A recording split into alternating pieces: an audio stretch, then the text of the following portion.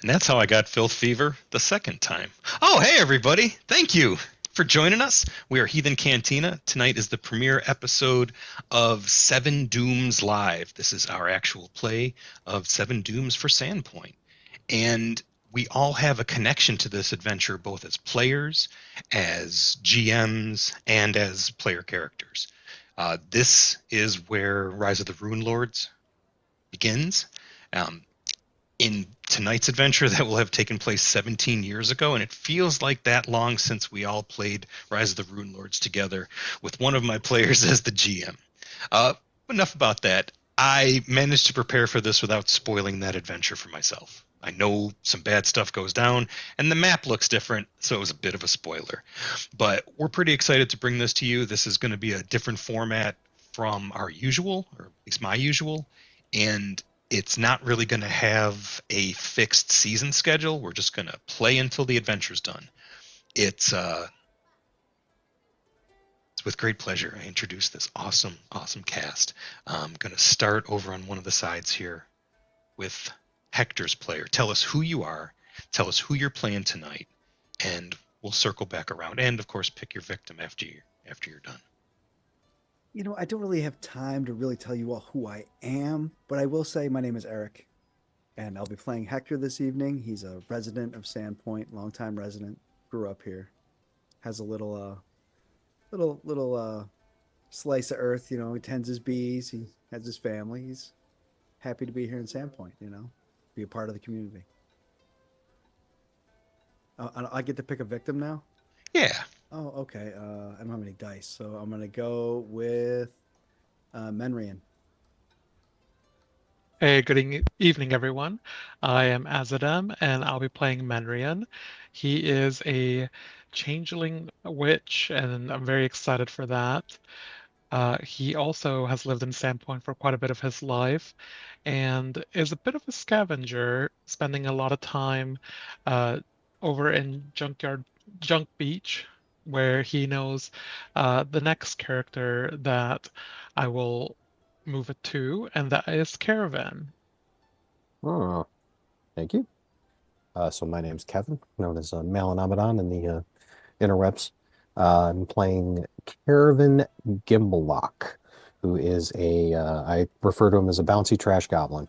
So Caravan's been in Sandpoint for his whole life, which is 9 years, and he essentially lives in the trash. He spends most of his time avoiding the view of people who don't want him in the trash, and he scavenges whatever it is that he can and just basically tinkers with it and turns trash into other things. And I think for my victim, I'm going to choose the eeny, meeny, miny Lassiter. Guess a special being chosen. All right. So I'm DM Papa Kev, GM Papa Kev. I don't know. It depends on what system you're on. However, I am playing Lassiter tonight, a wizard who has spent a lot of time in libraries and bookstores, helping to stock the shelves, carry the books, deliver the books, pick up the books, and anything else that requires heavy lifting. He was originally from Magnemar, but prefers it here at Sandpoint, where it's a little bit quieter. I have a feeling that that's about to change, but as for right now, he's enjoyed that it's not as much of a hustle and bustle. Instead, I have a feeling. Wish he was still a Magnemar. Anyways, and then I'm gonna pick DM Asthma. Yay!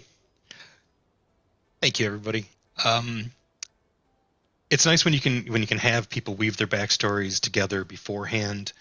We've had a lot of experience over the past 2 years playing Pathfinder Second Edition together, and it has been just about 2 years since we decided to dip our toes in the water, shake our foot in the water, cut our foot and attract the sharks in the water, but they were bunyips and they pulled us under, and we got fed on by jigsaw sharks. Anyway, we immersed ourselves in the lore and games of Pathfinder Second Edition, and I'm excited. Last week was a TPK, brand new party this week. Every Saturday night, you'll never know what you're going to get, except if you check the schedule, then you'll know it's either me or Papa Kev GM in here. And this party or this town, we were playing before. in this town. It feels a little bit like I'm sitting I'm sitting in Azadem's chair, and there's statues of our characters in town. Apparently, you mentioned Caravan, the bouncy trash goblin, is 9 years old. That's really good. So at age 5, you started adventuring with the rest of them. Your friend Menrian is a scrounger of sorts as well. You're both scavenger scroungers in the Junk Beach. There's also Junk Cliff.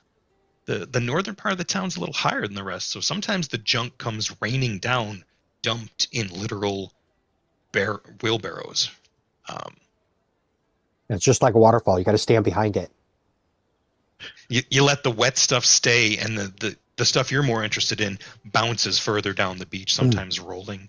A lot of canned goods, a lot of junk, hence the name.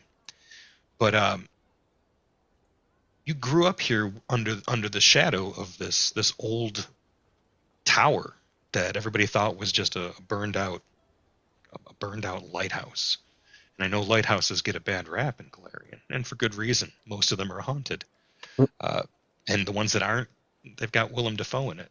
Can't have that, no matter how fond you are of me, lobster. So they're still all haunted. Yeah, they're still haunted, full of Lovecraftian horrors. I read a lot of reviews of this adventure. One of them described it as, and it wasn't really so much a review as it was a comment on Reddit, but basically described it as Abomination Vaults done right. And I was like, ow, it's a little mean. And it's a dungeon, but it's not a mega dungeon. Abomination closets. Abomination, yeah.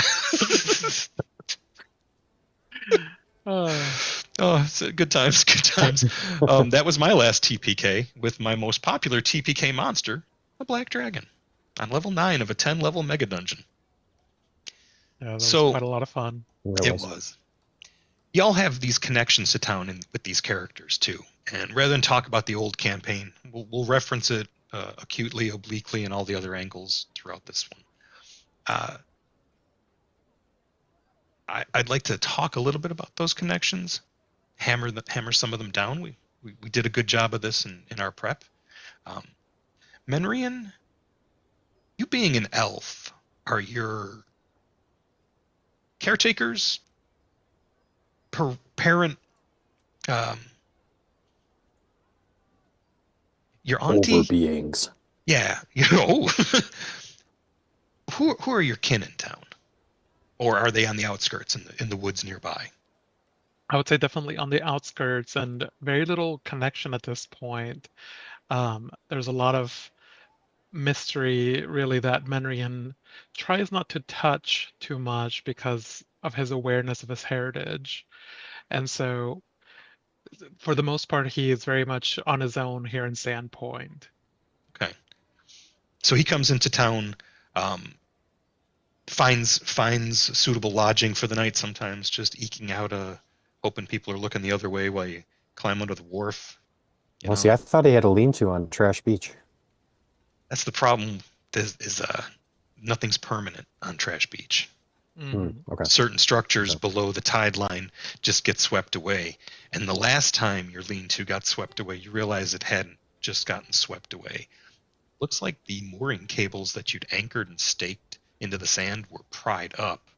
And you're pretty sure that's a boot print, so it looks like maybe it was kicked over.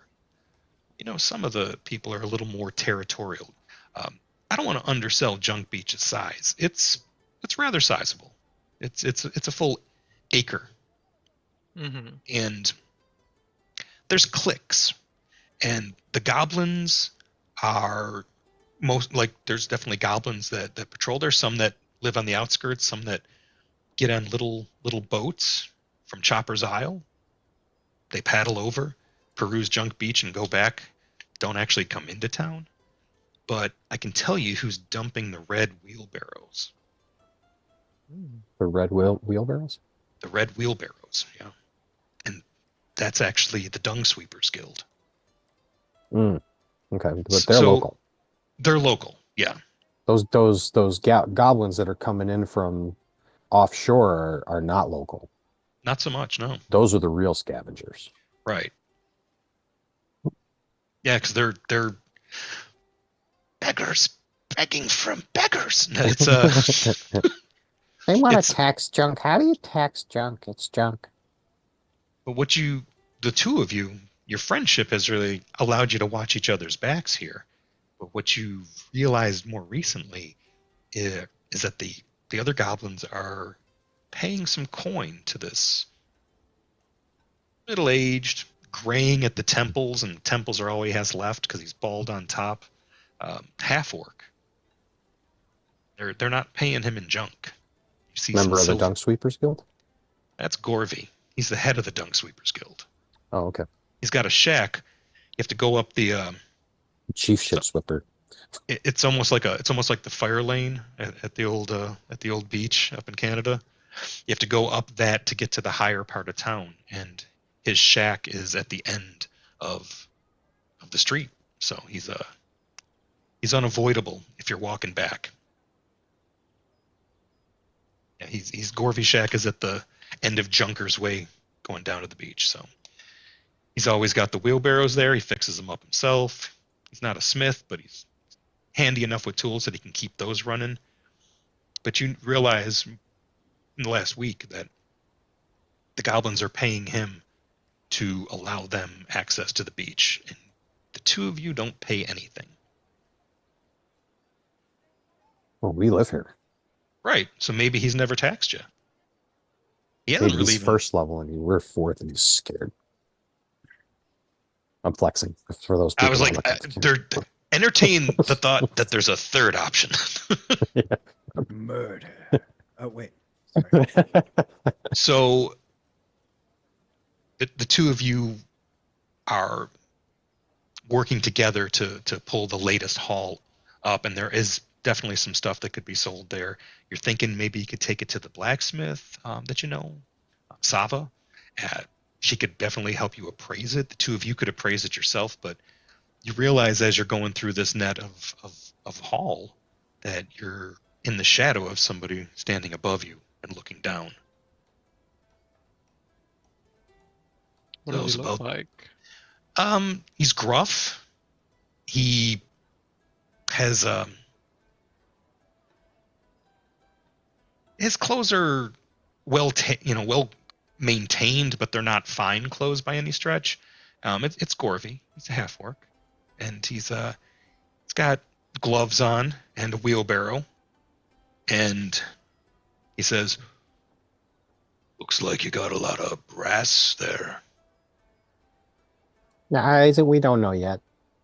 We don't know yet. And he's not looking back at him. He's got his hat over his eyes and he's just kind of like half addressing him by turning his head. He's afraid of Gorvy.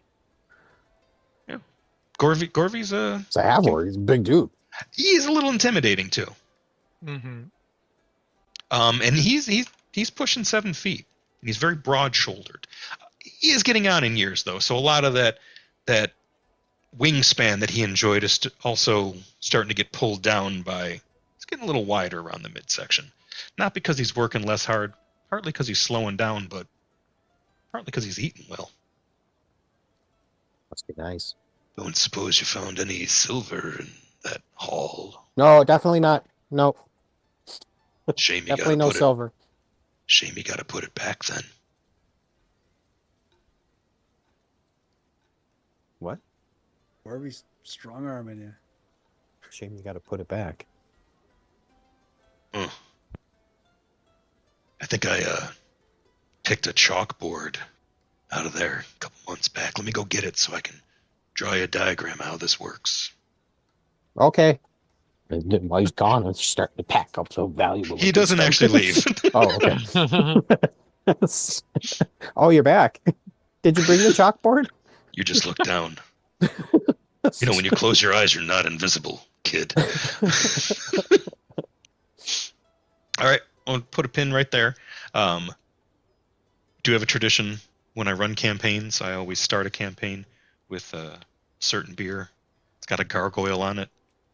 Group I used to run for got me into drinking fancy beers while I GM'd, and the Arrogant Bastard Ale kicks off every campaign. So, cheers, everybody. So, A well lubricated DM provides more magic items.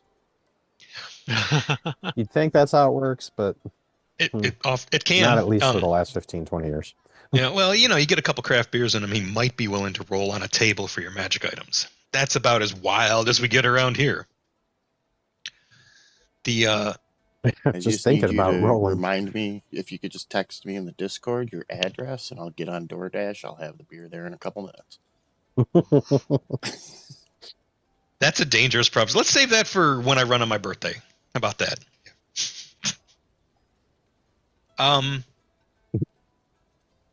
So we fade in on this short, long, almost like a ranch home, but it's definitely homespun. There's stone foundation on half where there's what looks like a kiln and a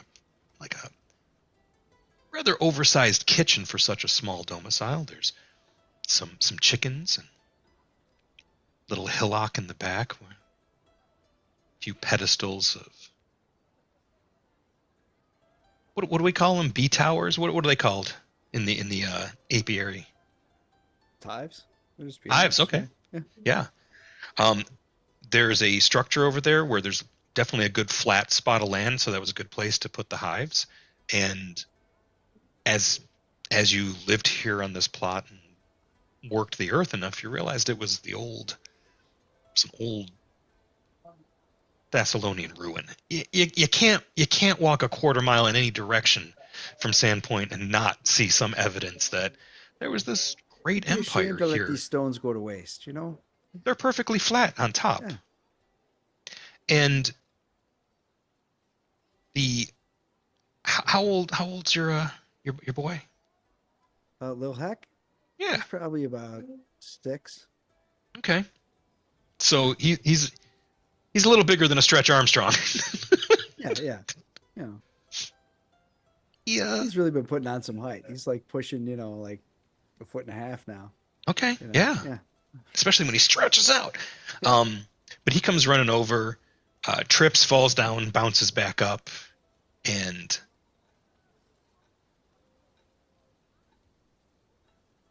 a halfling woman ruffles his hair and goes back inside with him, and we fade in on a bedroom where there is a sleeping halfling male. And you start to stir as you hear some sounds around your homestead. You realize you may have overslept. Now, the thing is, you don't have anywhere to be today. And what you should be doing is resting, because last night you pulled a fire watch shift to the wee hours. And as your wife enters the room, she's framed in sunlight.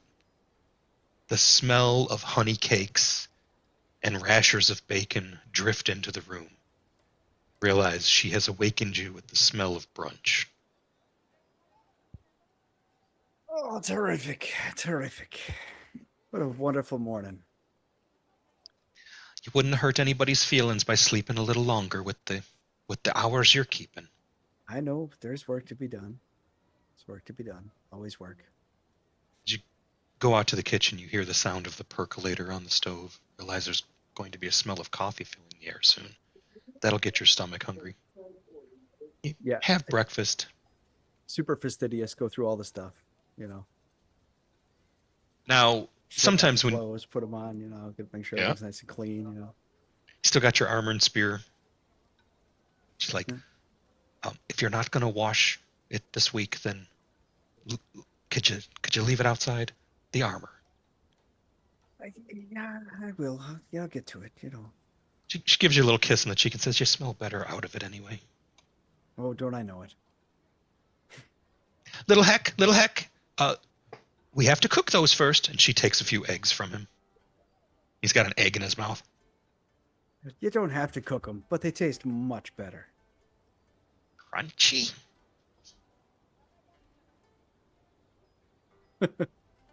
She puts him outside after he eats, and he's running around chasing the chickens.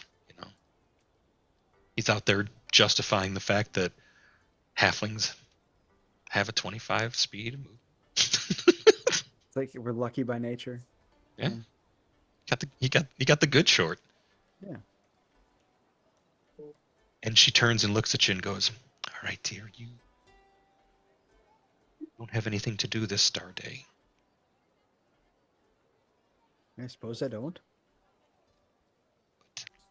I'm I'm I'm late. For what? Remember that last cold day we had? Turned into a cold and snowy night, and you went out and yeah. Oh yes. Oh yes. Quite so. you and little Heck were making little snow desnas. You remember? Oh yeah. It was a wonderful day. Wonderful day. It was. We broke And open that little cask of mead that we've been saving. We sure did. We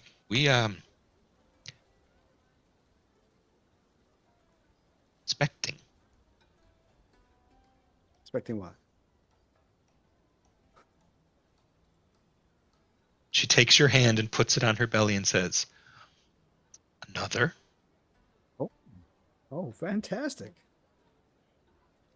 I Guess don't better want. get to work then. Oh, you need the day off,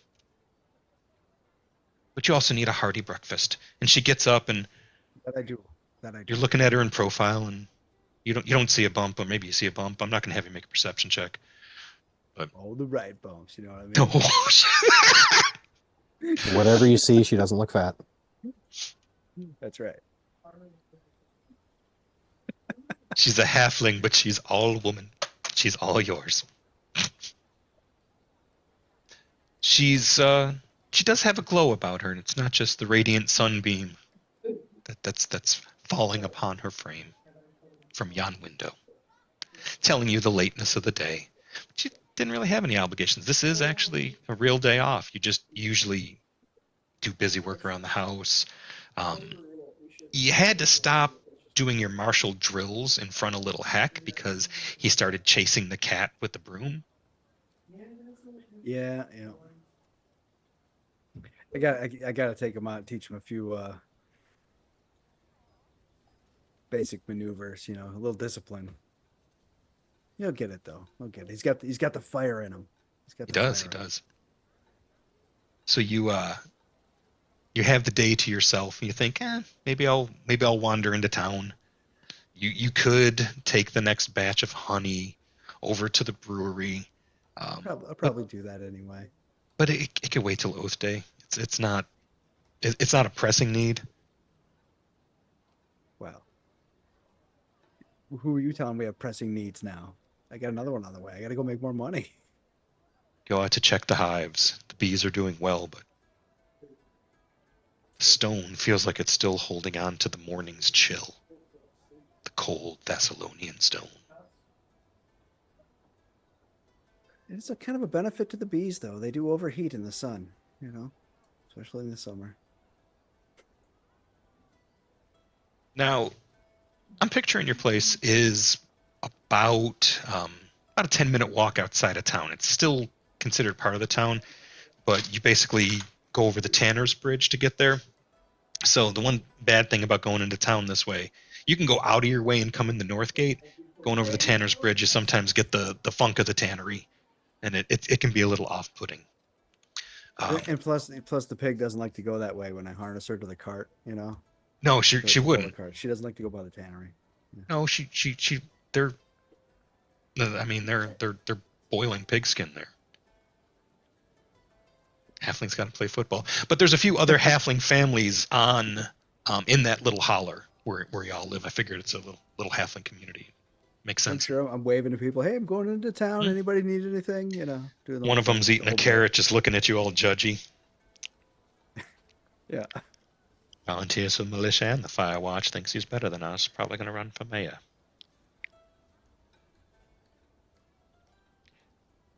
As you finish up at Sava's, Lassiter, you realize you are actually late to cover Quink's break. He likes to take an early morning break. He opens the Curious Goblin at like sunrise, but nobody shows up till like 9 or 10 bells. And you're not late. It's just, he's a grumpy old Really? man. Late? It's just early. Pretty sure a wizard arrives precisely when they mean to. I was doing what I need to be doing. Yes, You and didn't need me yet, but now you're going to take your break, and now you need me, and here I am. you always seem to remind me of that wizard arrives bullshit. I'm glad you're here. I am a crank. You've been loading Sava's coal bin. Wash your hands before you handle that book. Oh, I know better. You look and there is actually a little coal dust on your knuckles. Well, yeah. Gotta get the blood going. Get the blood going, and then you work out the best muscle. Not interested in your love life. Oh, that's a different muscle. That's That this elf. muscle. Very Reserve the right to specific. change the subject. That elf that you know, Menrian. Okay, there you go. There's the specificity that I needed. You're friendly. Been on a few adventures, right? Well, I don't know if I'd say a few, but yeah, a couple here or there. I remember the mayor gave a speech. I remember Father Santis Okay, yeah, I get was it. wanting a You're commemorative impressed. plaque. You're impressed. I'm impressed. The town was impressed. Impressed? No, I'm not. I could give a horse's. Listen. The marks on that elf. I was just looking at a book and I need you to ask one of your associates an awkward question. I come across as a creepy old man if I do it, but I would like to. Make me the creepy young man. I would like a Vicarious drawing. creepiness going on. I would like a drawing of that scar of his. I think it might be a key. I'll talk. I'll talk to them, but I guarantees.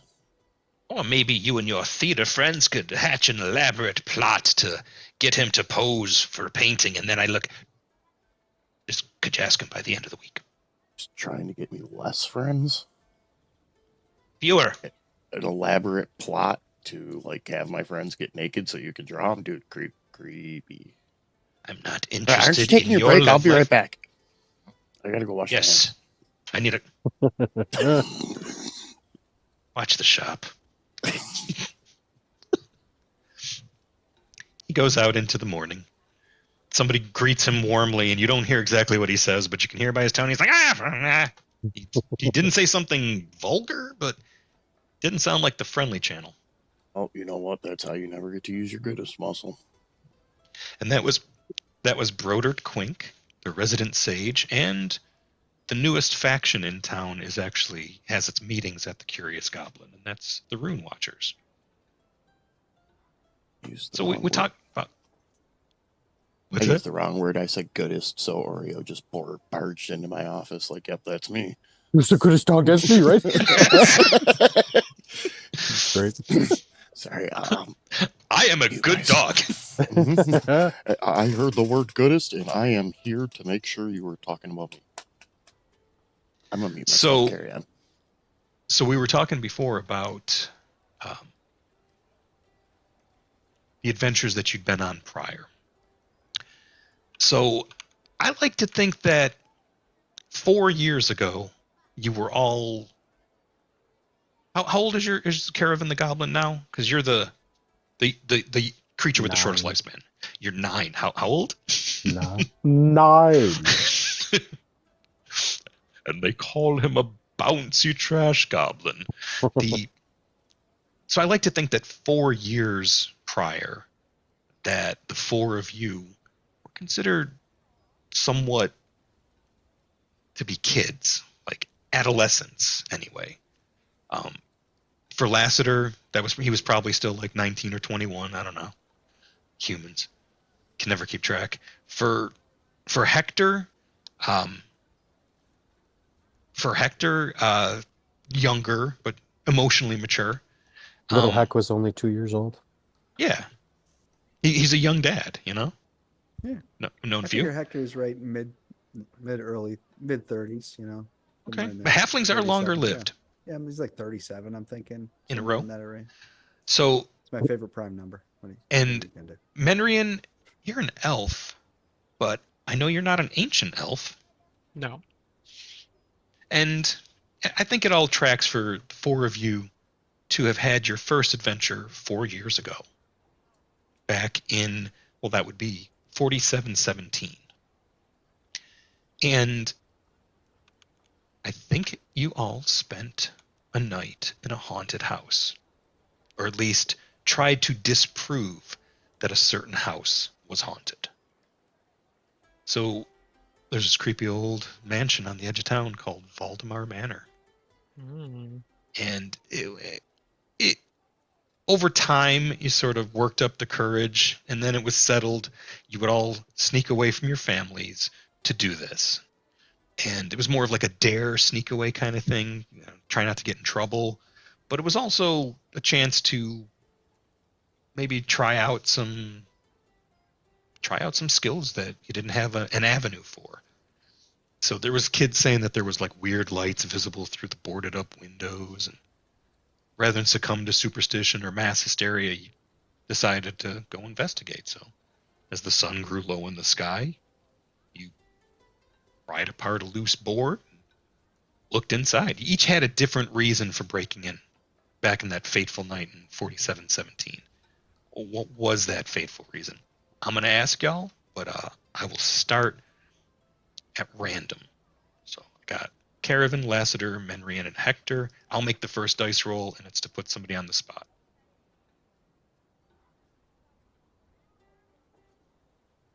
Spicy. Perfect. Caravan, Uh-huh. why were like you were 5, you were just a kid. Well, Menrian was gone. Okay. And I thought it would be interesting for a burgeoning witch to want to explore, like, this idea of, like, oh, maybe we could see a spirit or something like that. So I was thinking that Caravan was just going because Menrian was going for whatever reason. Okay. And if there's not a lot of people there, then maybe there's still a lot of stuff left lying around. Mm-hmm. So for the potential loot. And the potential place to live. Because Yeah, again, if maybe nobody's there and everybody thinks it's haunted, it might be a good place to sleep at night. Yeah. not a bad idea. And it's not too far. Squatters. It's not too far. It's I'm gonna go ahead and share the map out for you guys. Map. So now we go through the sands of time to look upon a younger version of each of these characters, and some of them can't really tell they're younger. As we pan around, that's when we get to Hector, and we see that it's got a mullet, but it's a really sweet mullet. Only giving you a mullet because, Eric, I know you had a mullet. I had the best mullet. You had great hair. I was did. I always had a great hair little for a jealous while. of your hair. This is what happens. It burned out young. See, I lived my best hair years when I was young. The candle that burns twice is, yeah. That's right. So I shared that out. Let me know if you can all see it or if I need to adjust anything for that. Yes, I can see it. I'll seize it. We are good on the stream, sir. Everyone can Sweet. see at home. Glad to hear it.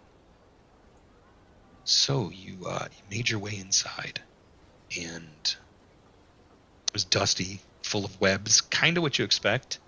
But as you explored, you'd occasionally come across very, very thick webs. The one thing you noticed this summer, there's no mosquitoes around the house. That was another incentive to go inside. They were particularly bitey that year. Not around here. So it wasn't long before you came face to face with your first combat encounter as a party, and it was giant spiders on the first floor. You opened a door, breaking through some webs, and one of them fell down. Did you all notice them in time? Because now we're going to do our first actual skill check, and it's a flashback. So I need y'all to make a perception check. at -3. Are we No, doing just- like a seek or Yes, seek. okay? And it's retroactive. It's just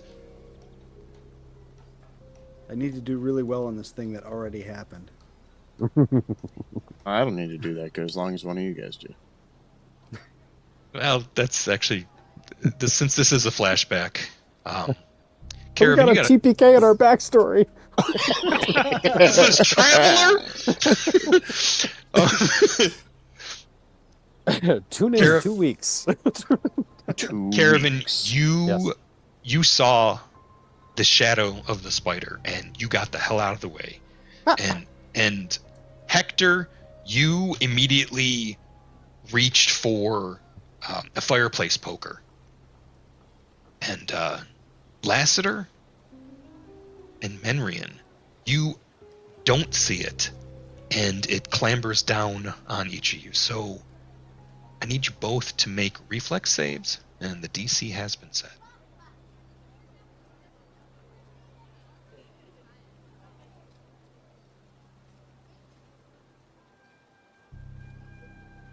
Believe in your dice.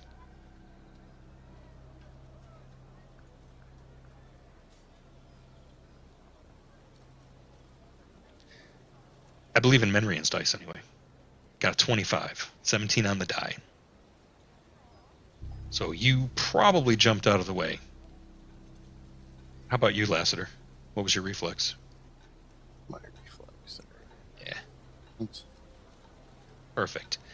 So this is the story of how Lassiter got a really nasty scar right near his collarbone where a spider fang punched into his lung. Made the damnedest whistling noise. It did. You had to do the home tracheotomy kit. So And this The is next how we question learned was- everyone needs a medicine skill. did anyone pick up a scar? Yes. There was a swarm of spiders, but you guys actually dealt with them rather handily, and probably because Lassiter was eager to show off at that point and just nuked them with evocation magics, which was super effective. Oh, yeah. So there was a swarm of spiders upstairs, but despite what the other kids said, you were out to prove that this was not, in fact, the lair of the Sandpoint Devil, like some of them said. And you settled down to spend the night as you set out to do. You patched up Lassiter, and he's going to be okay. But as you settled down and night truly fell, you were sure that you heard something in the basement, and it sounded kind of like a rattling sound. Like a rattle, like chains or something. Like I heard somebody it. moving some stuff around, yeah. You should go check it out, Heck. You can see All you're right. not going to get any sleep, so. Anybody coming with me? I'll go check it out. So as you go downstairs into this cellar, party are ambushed by several leathery homunculi. So there's these bloated combination bodies that look like fetuses and fetal pigs with wings flapping about, and they look somewhat malformed, like humans weren't the model they were basing this fleshcraft on. You dealt with them handily, but realized there's something a little bit more than just wildlife and vermin that moved into Valdemar Manor. And although it wasn't haunted in the traditional sense, it was inhabited by things that needed your attention. So you fought through them, only to realize that there was a horse in the basement, and it began to move towards you, but it didn't move like a horse should move. And as you brought your light around the support column to where you could see it, you saw that it was this taxidermied horse, giant bat wings, and poorly taxidermied alligator parts. So when you fought a sorcerer, a Jinkin sorcerer, gremlin, you realized that this was his first attempt at a crude bit of flesh warping. And I remember when that thing jumped out. Lassiter was so scared, like that whistle in his chest got so pronounced. It was crazy. It's like, put a finger in that. You're gonna give us away. Caravan was cowering in the corner, somewhere in the dark. so you defeated him, and you grabbed what loot you could and made your way back, escaping into the pre-dawn light. Yes. If we cleared the denizens of the abandoned manor, Uh-huh. does that mean we have a place to stay? That was a long time ago. You should go. Oh you yeah, should go- so I'm just not Yeah. sure what happened to that, property rights in that time. Caravan wouldn't have thought of that though. Heck, might have. sometimes when you break into a place as a kid or teenager and certain. Oh, okay, yes, I understand. Move on. Let's move on.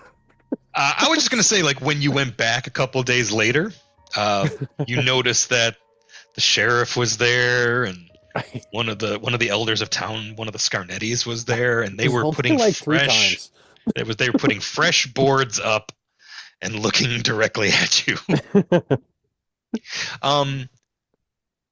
But Kinky. what were the repercussions of you going? Did anybody get in trouble with their parental units when they got back home? So what happened when each of you got home, besides hitting level 2? Caravan has no home. Yeah, So, Menrian would have there's just no one gone to go back home with to. Caravan. We just would have probably laughed and told stories. I think I would very succinctly describe the entire event and everything that transpired to Estrella and tell her exactly what happened, and then show her the loot that I got. over like a pot pie. Totally, yeah. So yeah, we bust down the door and these spiders jump out, right? And like flash Just- right onto a. Did we find anything cool in there? You did. You found some scrolls. Mm. Those were in the workshop of the Jinkin sorcerer, and although he couldn't sort them out, Lassiter learned a spell that day. What spell did you learn from the haunted house? Oh. Which of I'm your gonna- first level spells? Oh, first level spells? Okay, I was going to second level spell. First level spell? Ant Hall. Carry all the crap we took with us. That's actually perfect. All It right. was the first time that I couldn't lift something on my own, so I tried a little something with what I knew. And that's how I figured out how to cast Ant Hall. Nice. Cool. Probably because you had the enfeebled condition from the spider venom. We'll talk That's right. about it that way. We just talk about my fantastic overcoming the odds. Thank you very much. Move on. Every time you flexed, like it would squirt out of that hole. It was like Oh, look, I'm sorry, Mandarin. Oh, hurting his eye. Menrian's an elf. Nothing sticks to them. It just beads up and Oh. rolls off. It's a Teflon elf. Telfon. Got it. Telfon. Telflon. So, nice. it was Trademark. another year before you went on an official adventure after that. But the kids talked, some of the neighbors, word got around in several levels of townfolk gossip. And it was at that time that you actually gained +1 to your townfolk faction, just by exploring the haunted house and killing the gremlin infestation that it had. I'd like to ask a question about Please. the faction, like tracking that value. Is that something that you're maintaining, or should we be? Yep. Okay, cool. Is Thanks. it going to be anywhere where we can see where it is? I'm going to share it periodically, probably on our Discord, but I'll try and get ahead of it. For the first session, we don't really need to worry about what the score is, but as time goes on, if you want to put it as part of the graphics and Some stuff, I'm graphics? totally cool with that. Yeah. Okay, we'll talk off camera and get the factions I need in the graphic. Yeah. There's 7 of them. How about that? So it was another year before you went on an They're all official, doomed. and when you did, this is 4718 now, you did it for none other than the local priest of Desna, Absalar Xantis. He heard rumors of a pack of ghouls that were tormenting some of the farmsteads southeast of town, and he dispatched the 4 of you to deal with it. He also supplied you with uh, potions, and possibly your first magic weapons. It's up to you if that's where they came from. I'm just Father explaining some of the Xanthus is a gear that you good have. man. That's where Yes. they got my cold iron long spear. In doing so, you went out there to fight the undead, but what you ended up discovering was a whole lot of sick farmers. It seemed that some sort of affliction had gotten into their system, some smut on the wheat, some dark corruption of the grain. But some of them were little addle-brained, and no shortage of them actually had ghoul fever. And you had the equipment to help the ones you could, but it required some of the help that comes from putting them down. So you spent the fall of 4718 searching for the source, and you found it in the form of an old ruin below one of the farms at the center of the infection.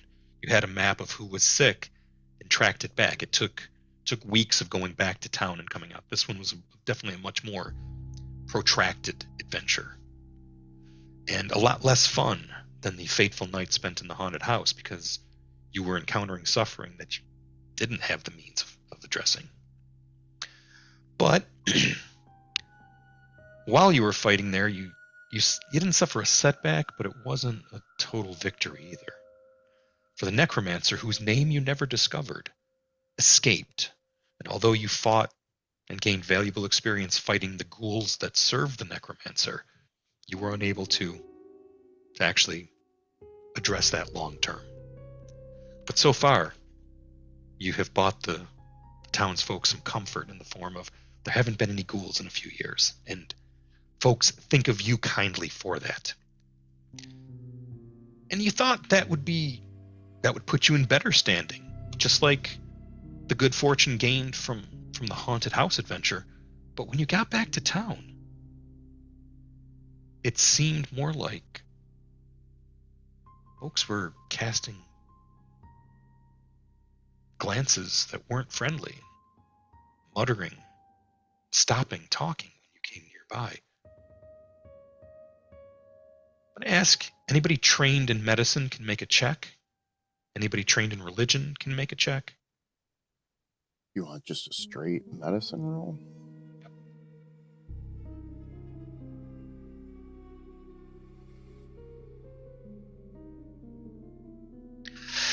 Yeah. Well, I'm holding off on that skill check. Yeah, Lassiter, you learned a little bit more about undead physiology than you wanted to, but you're glad you learned about it by treating somebody with ghoul fever and trying to save them before they turned.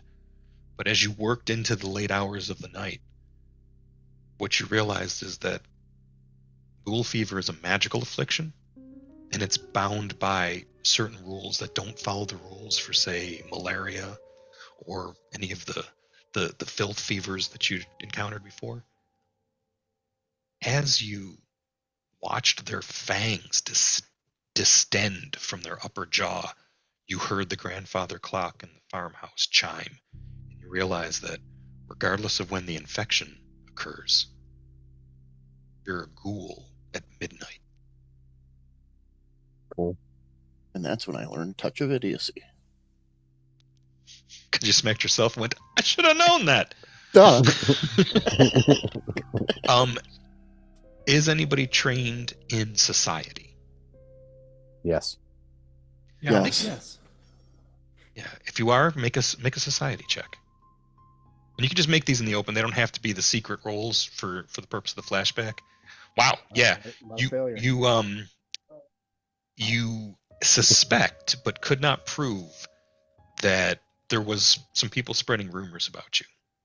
But it looks like they did so in a way that sort of covered their tracks, because you just know that somebody was spreading some rumors about you, perhaps that you were the one stirring it up. You know, you went out to a farmhouse that had no undead problem. You went in the basement, and then all the neighbors had undead problems. That's the rumor you heard. So you're not sure what happened there. That's when I decided to learn Noise Blast.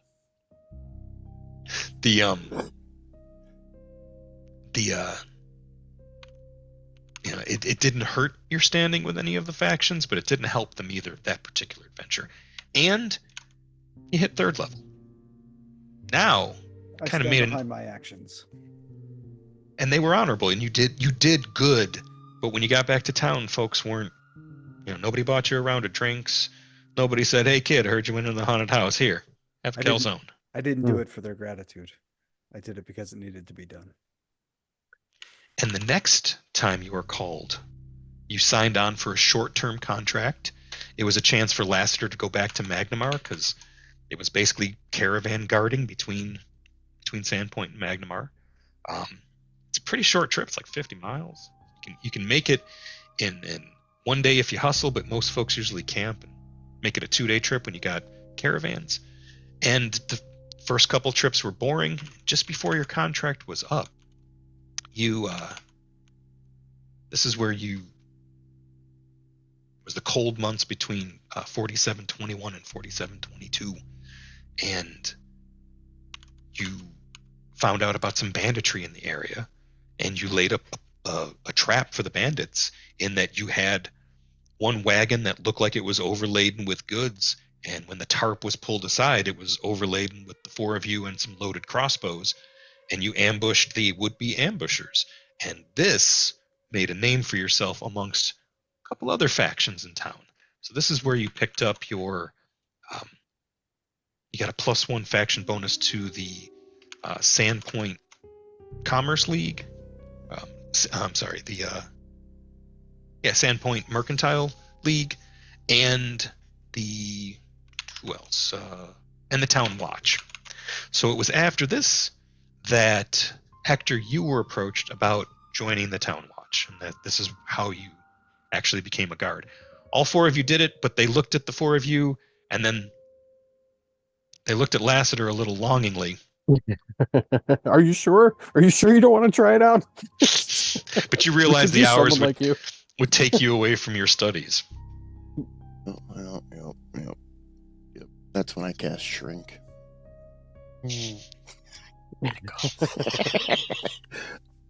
I'm just a little kid too. You didn't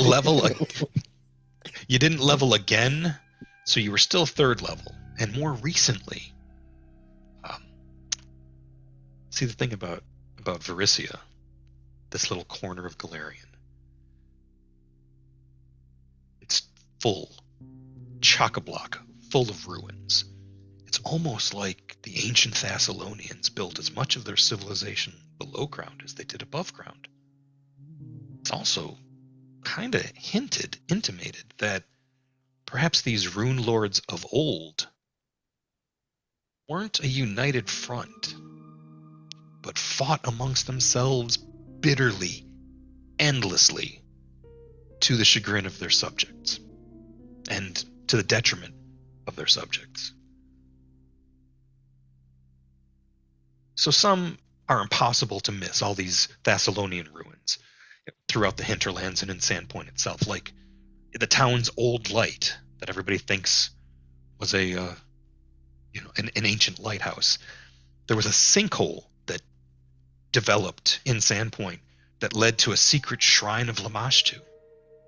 So there's these ancient ruins all throughout, or the toppled statue of Karzug, the rune lord of greed, whose fallen head is known as Thistletop. Others are well hidden. Big goblin-infested chia pet. I remember when we got there, I was like, I just want to stand on the head and go like this, pull his hair like I'm a chef, because I was playing a rat folk. Others are well hidden and come to light in surprising ways, such as the old shrine that I mentioned.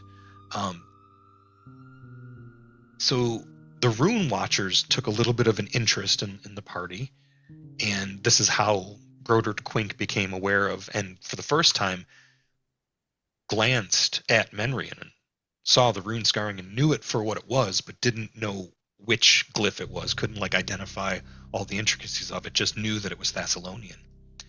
And they kind of suggested you check out some field work.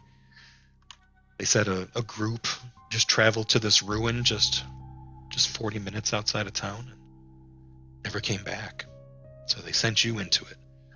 And The dangers you encountered at the Three Cormorants. It's a little further. The Three Cormorants are these old sea stacks near the shore, and there's this complex throughout them. And when you went inside there, you spent the better part of last year exploring this complex interplay of goblin alchemists that were fighting with each other, and there were harpies that you fought. Um, One of them escaped, but you killed a harpy, and it's the first time you encountered something kind of concerning in that you fought Sin Spawn. Sin Spawn were thought to have been eliminated years ago.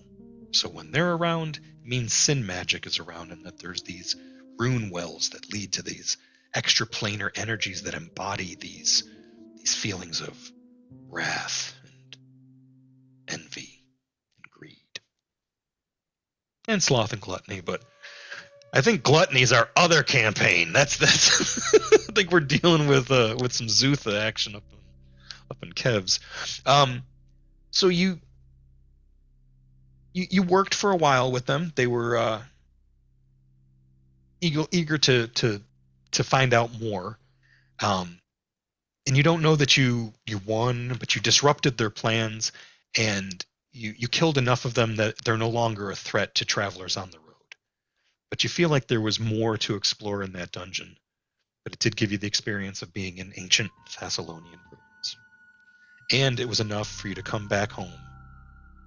Did we ever find the, where the sin energy was spawning from?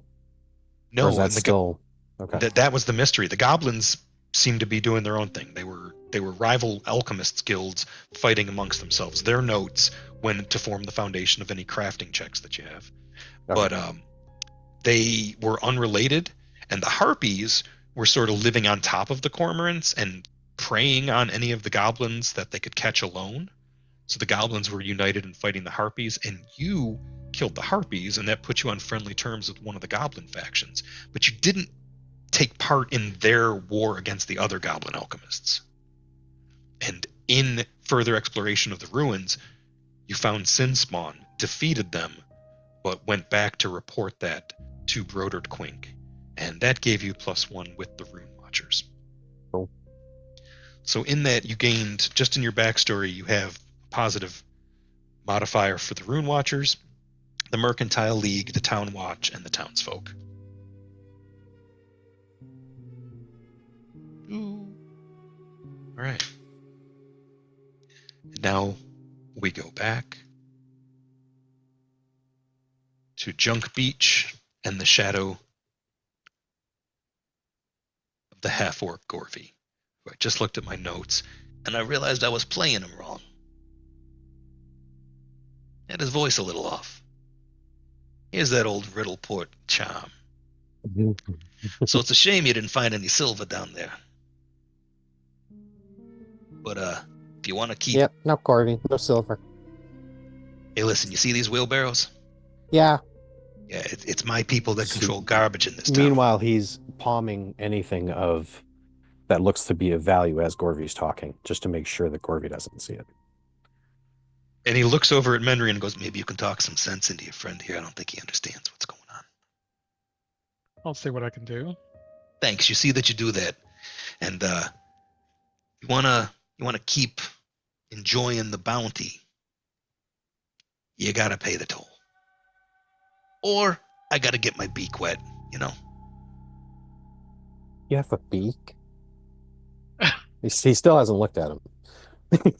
So all he sees is basically like the animation. He's just hunched over this pile of trash and going through it with his hands as he's talking, but he hasn't looked at Gorvy. So he's got this print shirt. It's just like a checkered board pattern. It's striped. It's kind of breezy. Just some slacks. There is a pleat in the slacks, but he's got see-through socks and mesh shoes.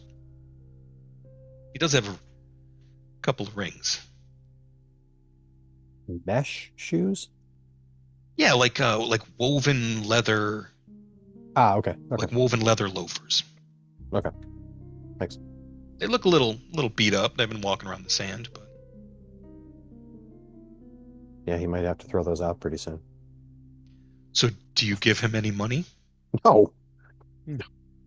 I imagine while this is happening, Caravan's going through and he's basically palming anything that he thinks, oh, I could use this, I could use this, I could use this, And then when Gorvy's done, he stands up, he says, well, there's nothing there anyway. And then walks further on down the beach. You can use your stealth or deception to actually it's thievery to palm something, but why don't you go ahead and make that? Oh, and I get a +2 on it too. Awesome. I'd like to hear that. Let me double check though. I want to make sure I have subtle theft as a feat. Ooh.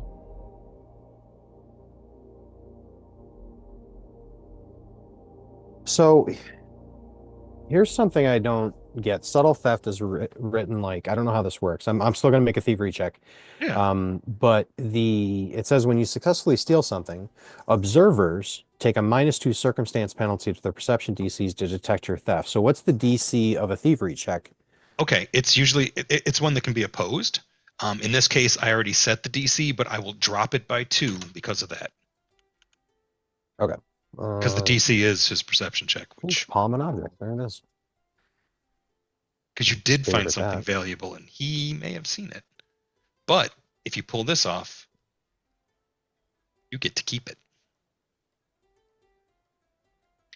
All right, well, if you find anything, it'd be in both of our best interest to There's stuff there. You can look. You uh-huh. can look.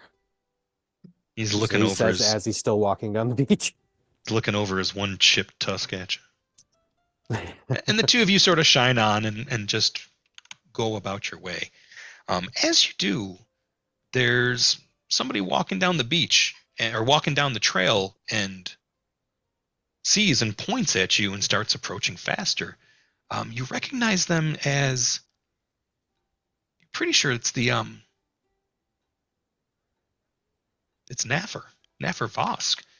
He's a older human, strong back. He's got some Friend or duties foe? at the friend. You met him. You met him when you met Abstelar Then Caravan Santos. does not leap off the path into the bushes. Falling damage. He's got a few duties. He manages the shrine to Sarenrae. He's not what you'd call a high priest, and he doesn't come across as a priest. He's more pragmatic, but one of his duties for the cathedral is to work in the boneyard as a caretaker and gravedigger. Mm. And he sees you and comes running down. He's like, "Oh, good bit of luck. Sarenrae be blessed that I found you. Clear your calendar. Xantus wants lunch." He's buying. He's got a little spread, but he would like to meet with you. Not just you, your companions too, but you're the first I saw. I knew where to find you. I'm sure I'll find. So he looks up at Caravan, looks up at Menry, and we gotta tell Heck. Could you? That would save me some time. I'm gonna go see the big guy. I know where to find him. And he goes to Savra's, and she's like, "Sorry, love, you missed him. I think he's at the bookshop." And Caravan's running to Heck's house. Okay, so the two of you run up the trail, and you see Heck coming down the trail. So you guys Heck, find we him. got a job. We got a job. You're We muted. do. Oh, there you are. Sorry. do. He's just making stealth checks. Yeah. What's going on? Church of Sarenrae. No details yet. Oh, It's a okay. surprise. Father Santos wants to see us. Oh, Yeah. is that the guy's name? Yeah. Oh, okay. Thanks. Yeah, I can swing by there. I got to just drop off this honey here. He's And, paying for lunch too. Oh, terrific. The bell to the curious goblin chimes as the door is opened. Can I help with the honey? That would be wonderful. Thank you. Regardless of the state of one of the jars, when you let Caravan help, by the time we get to our destination, it's sticky. Completely understood. It's irresistible. Now I'm It's the picturing him wearing a clothing. shirt and no pants like Winnie the Pooh. If you're going to go up the ladder first, I'm going to insist you wear some pants. Caravan does, in fact, wear pants. Glad to hear it. Mm-hmm. He probably stitched pockets onto pants so that he could have cargo pants. Ah, he comes into the Curious Goblin. Wallace, is it?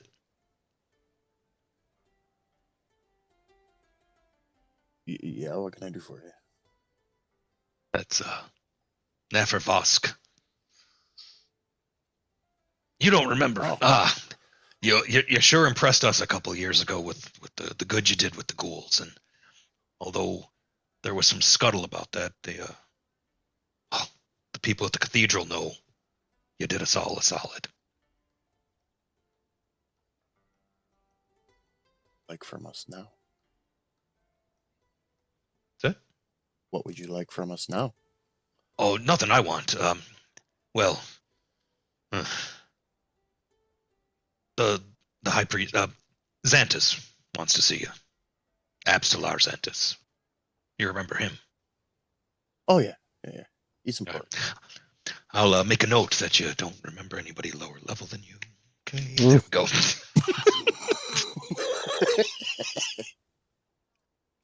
Once I lunch. remember him. He was higher level. Still is. All right. What did you say your name was again? 17 years and I'm still third level. What? and what's your name again? Nefervosk. Oh, Nefervosk. Got it. Yeah. It's gone. All right, bye. All right. Yeah. Ever want to earn a few coin digging? Well, I'm gonna go. You could like the Curious Goblin. It's a fancy bookstore, you know, and for the most part, like Brodert ignores everybody that comes in and out of there unless they start talking about glyphs or runes or sahedrons. You know, I still have All those friends fun who topics. go to school in Magnamar, so I use those connections to get him some good books to add to. Oh, he's real glad for that because Magnamar. A lot of times the interplay between Brodert and Magnamar Based isn't off about what I want to read, but sell it right. He is a grumpy old man, and he occasionally curses at you, but he's aware that it's beneficial to you, but he often has you verify some of his findings just by having it as another source. You do remember him saying, he says it again right after Nasser Vosk leaves and says, how much of what we think we know about the rune lords of ancient Thassalon is conjecture anyway. There's so much more that we've barely uncovered. 6 paradoxes on that shelf alone. 2 I have a good theory on, but did you know that rumors speak of other forms of magic that even the rune lords didn't know? Other schools of magic. What's this? Library Unmistakable? Yeah, I have the unmistakable feat for my library lore. I don't like it. What does it do? I can't crit fail, more or less. Okay. Here, let me double check the exact word. You never get information about your area of expertise wrong. When you recall knowledge using any lore subcategory in which you're trained, if you roll a critical failure, you get a failure instead. If you're a master in a lore subcategory on a critical success, you gain even more information on context than usual. I have unmistakable lore in both library and poetry. Nice. You don't have That helps at open mic night. at the theater, yeah. Helps us It's- Savat too. Is there something there? Are you in character pursuing Sava? Maybe. She's a strong woman. She's a blacksmith, after all. I know. That's why I drink coal every morning. And folks are starting to notice, including your boss at the Curious Goblin. So you I'm got not lunch late, taken you're care early. of. The It's the black handprints everywhere that are a dead giveaway. What Brodert has been saying is that like sometimes people have the wrong ideas about Thassalon and they go looking for it for the wrong reasons. You know, they're like, oh, Rune Lord of Greed, yeah, that's transmutation. We can make gold out of things, right? Like, yeah, that's a get rich quick scheme, and that's not at all how it works. Because it's not just about you being greedy and wanting. It's about fanning the fires of greed in others. You need a collective. It's not about your greed. It's about our greed. It's about, This is the when world I- is not this good is- enough, so you gotta change it. This is when I learned the deja vu spell. Perfect. I think we're in a good place for taking our first break. Everybody Okay. sound like a good plan there? Sure. Sounds great. Sounds good. All to me. right, we will be back in 10 minutes. Thank you so much, everybody who's here, everybody who watches later. If you watch later, skip ahead. But If you're watching later, let us know now, please.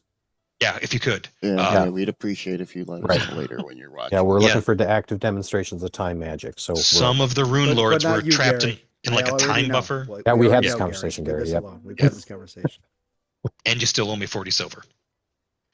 All right, we'll see you in 10. Now I click the button. Click the Sure. button, Kronk.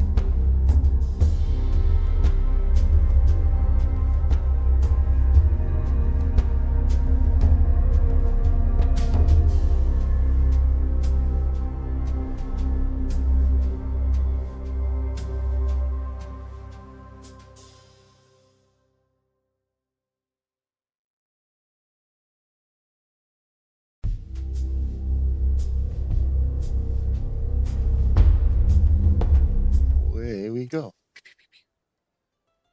Hey, everybody. Thanks for sticking around and welcome back. When we last left our adventuring party, they were being informed of a luncheon that Absalar Xantus, the high priest of Desna here in town, there's this multi-denominational church in Sandpoint. In fact, it's the dominant structure in what passes for a skyline. It's the biggest building. It's made out of stone because it wasn't always. And it serves as a multi-denominational faith. You're not going to find evil deities openly worshipped there, but Desna is predominant. There's also shrines to Sarenrae, Gazra, Erastil, the usual Abadar. There's the usual blessings are welcome here. What are the acceptable varieties? Well, I mean, look at. Social- Go ahead. I was just going to say the sociable gods. Yeah, I mean, Abadar, Urgathoa. keeps interest rates low and heals you for a price that's not negotiable. We're not going to say that name here. And Gazra, deity of nature, the wind and the waves, the shore and the ocean. Desna, the butterfly goddess of dreams and travelers. Some would say luck, but others would say you make your own luck. And Sarenrae, the She goddess of certainly smiled upon me. Sarenrae, the goddess of the sun, of punishing fire that undoes corruption, evil, and undead. One of the imported deities in that worship of Sarenrae actually comes from Kadira, so she's a more well-traveled faith. Benatar, the goddess of hair, right? The higher the hair, the closer to goddess. So you make your way to the cathedral, and it's oh, I left off Shaylin. I said Erastil and didn't mention Erastil's old Deadeye, the god of the hunt, the hornbow, and then there's Shaylin, the goddess of beauty and art and love. Shaylin. Her stained glass. You know those old like fake ivory plastic chess sets? Yes, I had So one.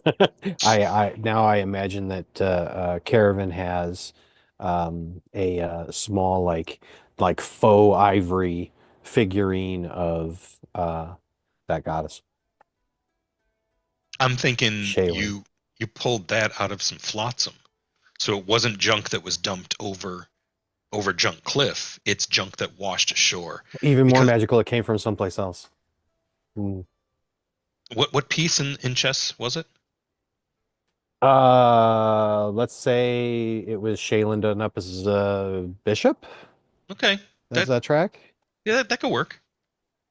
Because Yeah. or a queen, but I think a queen might be not, because I think Shaylin's probably off center of whatever sort of regal monarchy Suddenly might I'm be in picturing place in gods. this whole like multi-goddess chess set that incorporates Kadir and an Avastani deities. Sounds like a project. Sounds like I'm glad he just has one piece of it. Maybe he'll find more. Collect them all. Oh, they'll be like my island stones. Yeah. Oh wow, really? You know what those are. You know what that leads to. Maybe it's just a bookend. I don't know. Mm. It's also Rune Lord stuff. Oh, cool. Yeah. Cool. Mm-hmm. The ion stones. Caravan just thinks she's pretty. That'd be great if the head of it was actually one. You know, like the blue angel in AI. Pretty.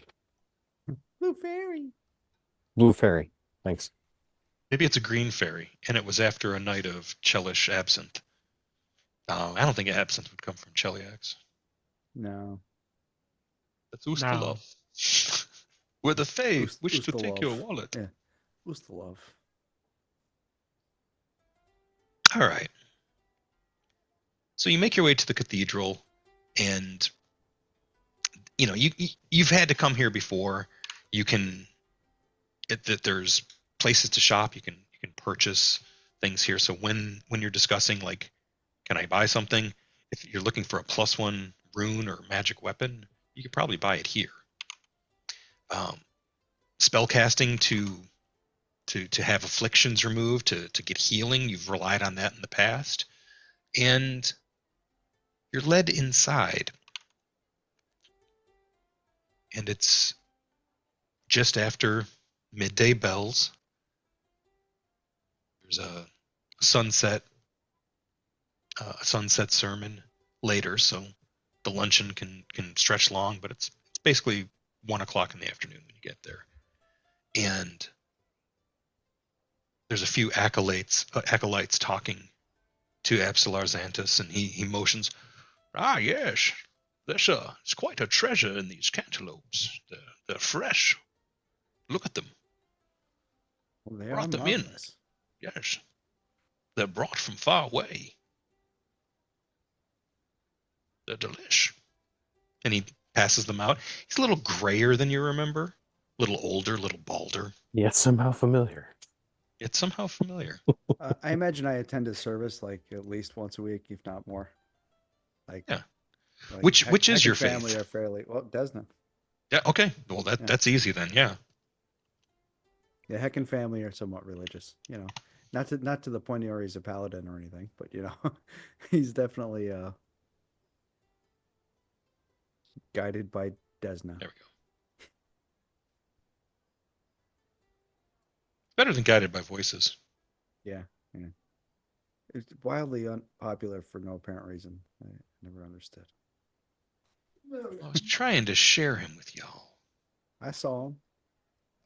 Yeah, I see him. Same. Yeah, and I like that the art and you know, He's aged. He's Yeah. grown props, mad props to Paizo for aging up the people here. I'm like, man, there's a reason 7 Dooms for Sandpoint is coming, because most of the folks in Sandpoint are kind of old, and it's almost like the party better live and level and live, live, laugh, love, level, because you might need to take their places. I'm just noticing that, like Brodert Quink, he was old when we met him. You were old then, you're old now. You've always been old. I was born old. Please, stay a while. Listen. So you enjoy the fruit and small plates that are laid out. There's some biscuits. There's some shrimp puffs. There's some the skewered spiced meat with twisted bacon around. It's like bacon scallop. And you know, some of this comes from the White Stag. They donate as a means of being in good with the priesthood, because you know, when you run a kitchen, sometimes you want to be able to, in the quiet hours before a rush, call over a priest and be like, "Listen, I've got an infestation. Totally gonna lose the A on our door. Can you come over and just, you know, do some of that, purify food and drink?" We're not saying anything happened. We want to get ahead of any rumors. So It some is of the one restaurants. of the reasons that I stay at the White Stag is because I know that they do it with regularity there. So I know the food's generally clean coming out. And your rent is actually pretty cheap, and you realize at first you're like, "Oh, it's great. I always get free food at the end of the night." And you realize that part of it is they know they can reliably dispose of large amounts of uneaten food in you.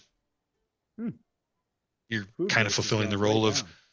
I'm not gonna say you're a human garbage disposal. I like to think of you more like the animal that was under the sink in the garbage disposal in the Flintstones. I count my macros. You count your mouth. Yeah, what do you eat? Was your mother scared by an Odiog?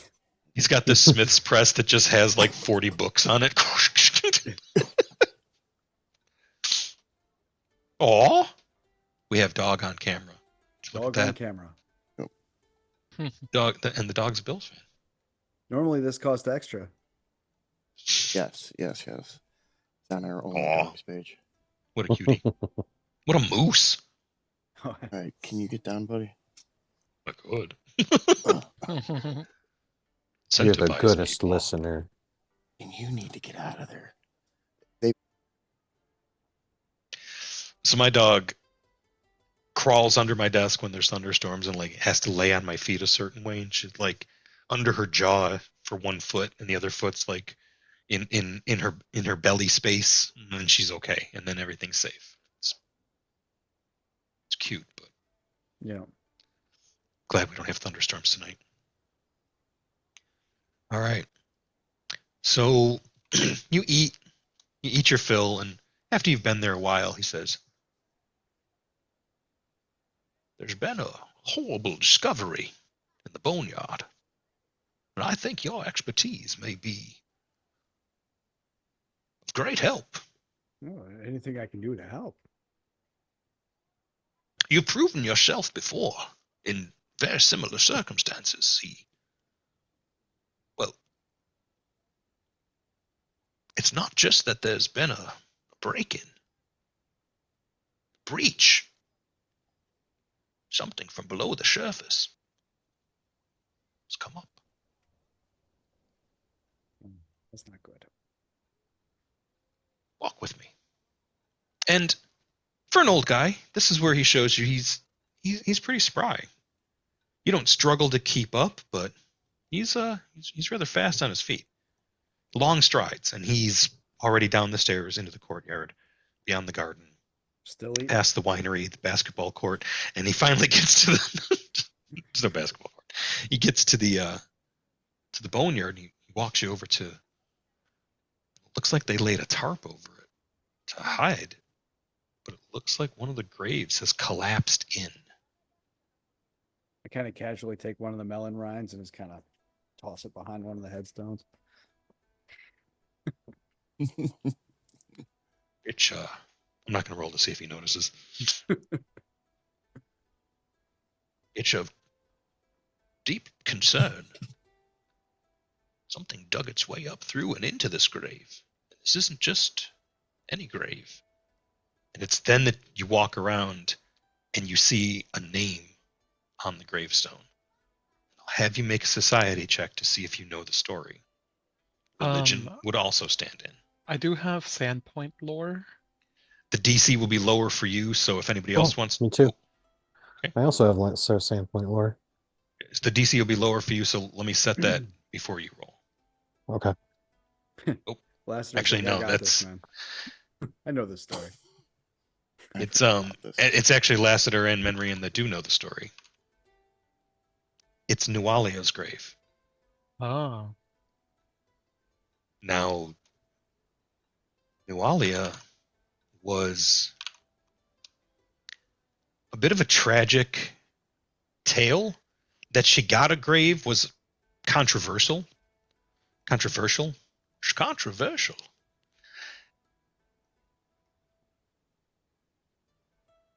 She organized several, perhaps you've heard the story, she organized several bands, war bands of goblins out in the hinterlands and united them to, let's say, interrupt the Swallowtail Festival back in 4707. And they burned half the town down. They were stopped by, well, if you look out this window, you can see a statue of Skimbo. There's this shadowy rat. It's just a hood, a snout, and his hands up. Can hardly tell it's me. But it's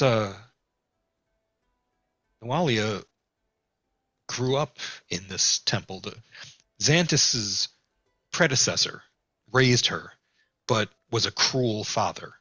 And the town joined in. She was different. She was what we call Nephilim, or plain-touched, or Azamar. And she thought of herself as betrayed by the town, so she sought to have revenge. But if the town had been kinder to her, things may have gone another way. There's always a chance for redemption, even from beyond the grave. But he holds the tarp aside, and you see it's not just a disturbed grave. It's a hole, a shaft of scoured out clay and mud. Something dug its way up and took the whole coffin. Or back down. And into a negative void of space, a catacomb. Yeah, did you check to see how deep this was? I did not. Called adventurers. Yeah, I guess that's what we're here for. I guess. Yeah. Um, Now, take your time. Get what you think you'll need. Come back. yeah, I'll go Dark get of my night. equipment. Dark of night.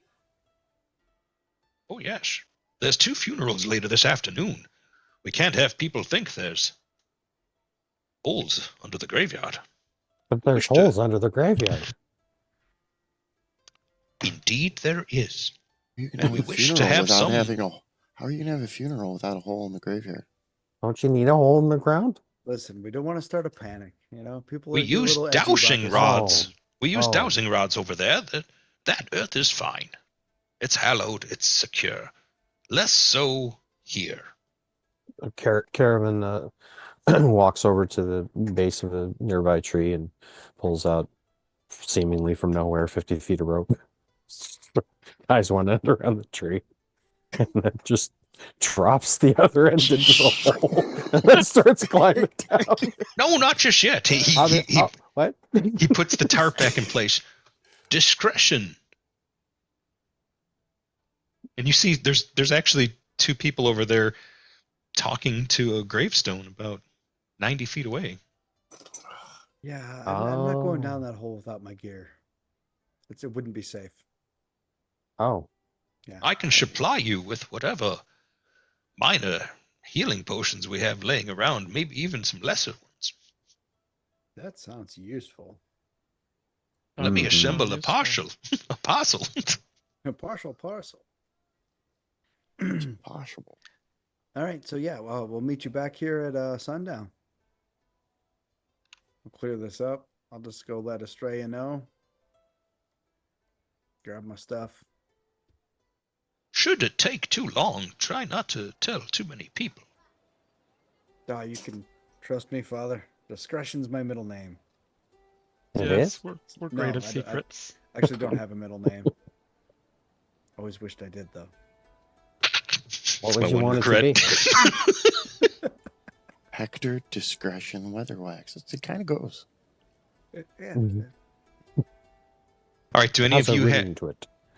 do any of you have any other things that you must take care of before you go? You got the rest of the day. How do you spend it? Could catch a nap. Yeah, that's exactly what I was thinking. At home, playing with little Hack. Maybe take a little Okay. nap, you know? Yeah. Gonna I'm go gonna be get Actually, my- Caravan's gonna go sleep next to the tree. Kick back in the sun, get some sun on my toes, you know? Put my feet It's gonna up. be a long night. Go get a nap and get my Eat an pre-workout apple. ready. Gonna go get my trusty ore and bring it over here. I like that. All right, I'm gonna put together. I'm sorry, my your parcel. trusty what? An ore. Yeah, he fights with an Or. oar. Yeah. Right. Okay. Mm-hmm. Well, I mean, if you're gonna be up Schitt's Creek, bring a paddle. The damnedest weapon choice, but I can't say it's not effective. Ah, yes. Abstelar's Aid. It's the name of the parcel. Everyone has AIDS.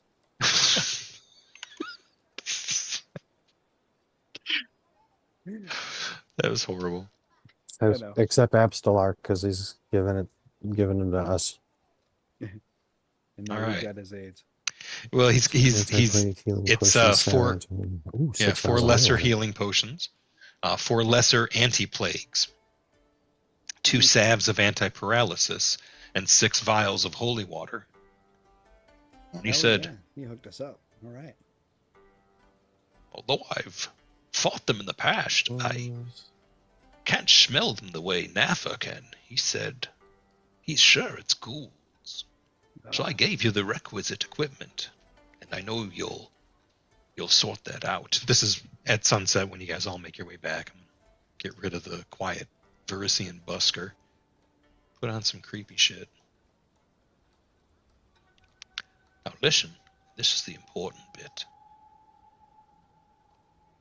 If you should come across Nualia's bones, her remains, secure them, bring them back.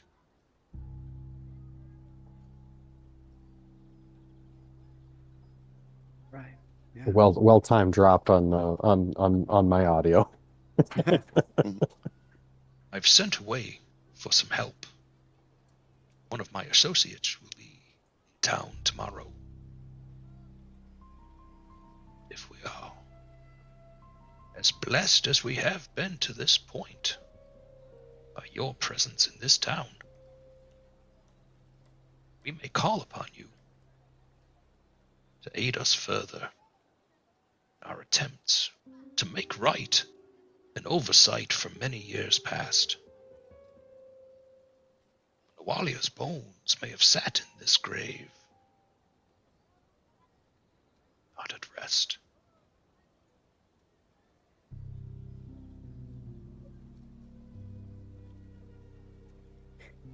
He hands you your pack and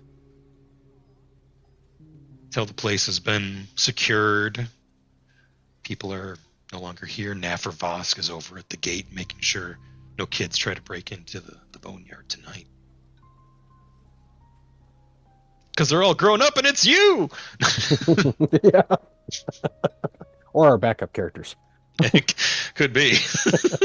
There's unexplored wings where your whole roster is. All right. So now Caravan's Right. like looking at Lassiter. Now go down the rope. Yep, let's go down the rope. He just starts heading down the rope. Okay. So I want to point out that the trap finder feat presumes that I'm searching for traps, even though I'm not actively searching for traps. Okay. Well, as soon as we That's a cool feat. Yes. I love feats that are like, remind the DM of your bullshit. I think that's why Caravan always goes first. There is an active activity that we've overlooked a few times called scouting when we're doing exploration mode. We talked about this. I think it was last week or the session before. Uh-huh. But when you are scouting, if you make the checks during scouting to remain hidden and observe things, then everyone in the party, should it go pear-shaped, gets a circumstance bonus to their initiative check. I'm doing that. Well played. Thank you. I mean, for the information as well, the reminder. Yeah. There will be more.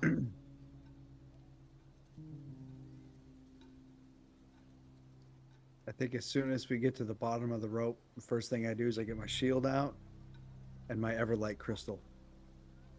I hold that up. It's like a flashlight. So I have a shield and a flashlight. Right? Okay. Little map ready. So Caravan is the first one down. They left the rope that you tied because you did such a good job. You know, why squash enthusiasm? So you make your way through this 4-foot tall, like the open grave leads down cleanly to a rather flat section of floor. It's got a little, almost like a ripple.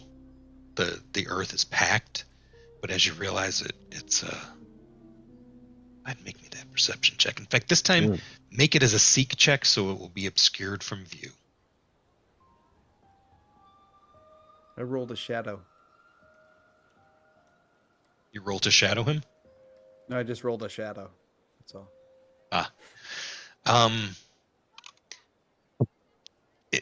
It's probably stomped into place. Like it was like it's well trafficked. And maybe that it was actually stomped by many feet. Oh, okay. So whatever. Okay, this is the point from which they dug up. Yeah. Okay. And it's How tall did you say the ceiling is here? 4-foot tall tunnel. Could I make a survival So- check to look for tracks? Absolutely. You have dark vision too, so yeah, go for it.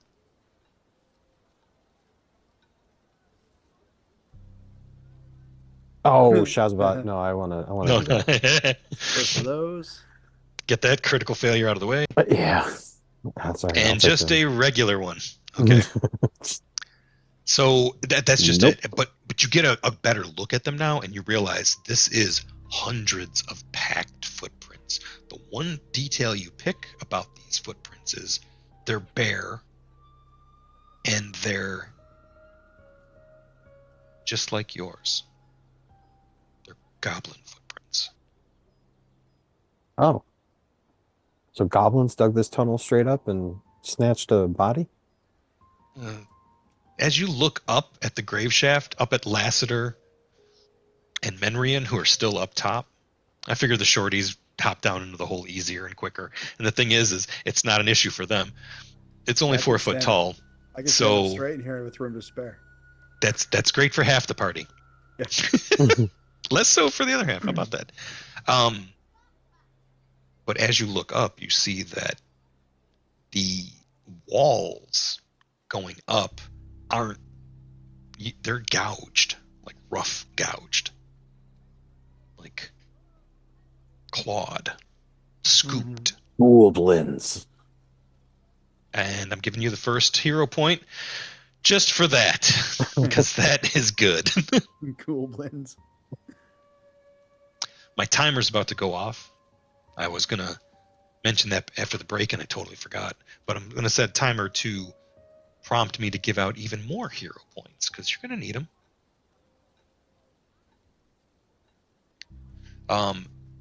When the timer goes off, I'll tell everybody in the chat, and chat can determine which of you gets the hero point for that time frame.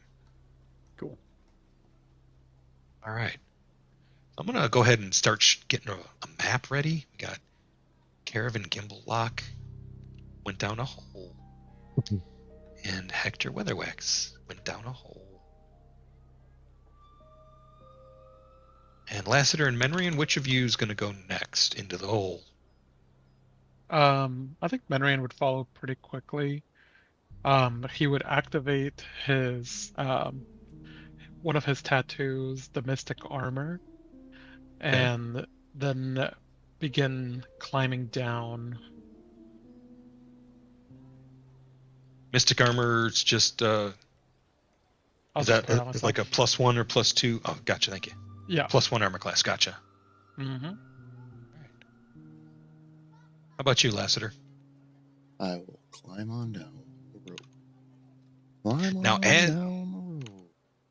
Now, as we get into this space, I was going to do it at the luncheon, but I like doing it here. As we zoom in on this dark hole, how are we seeing in the dark for those of you that need to worry about that? So Menrian does have dark vision as well, so I have an Everlight crystal.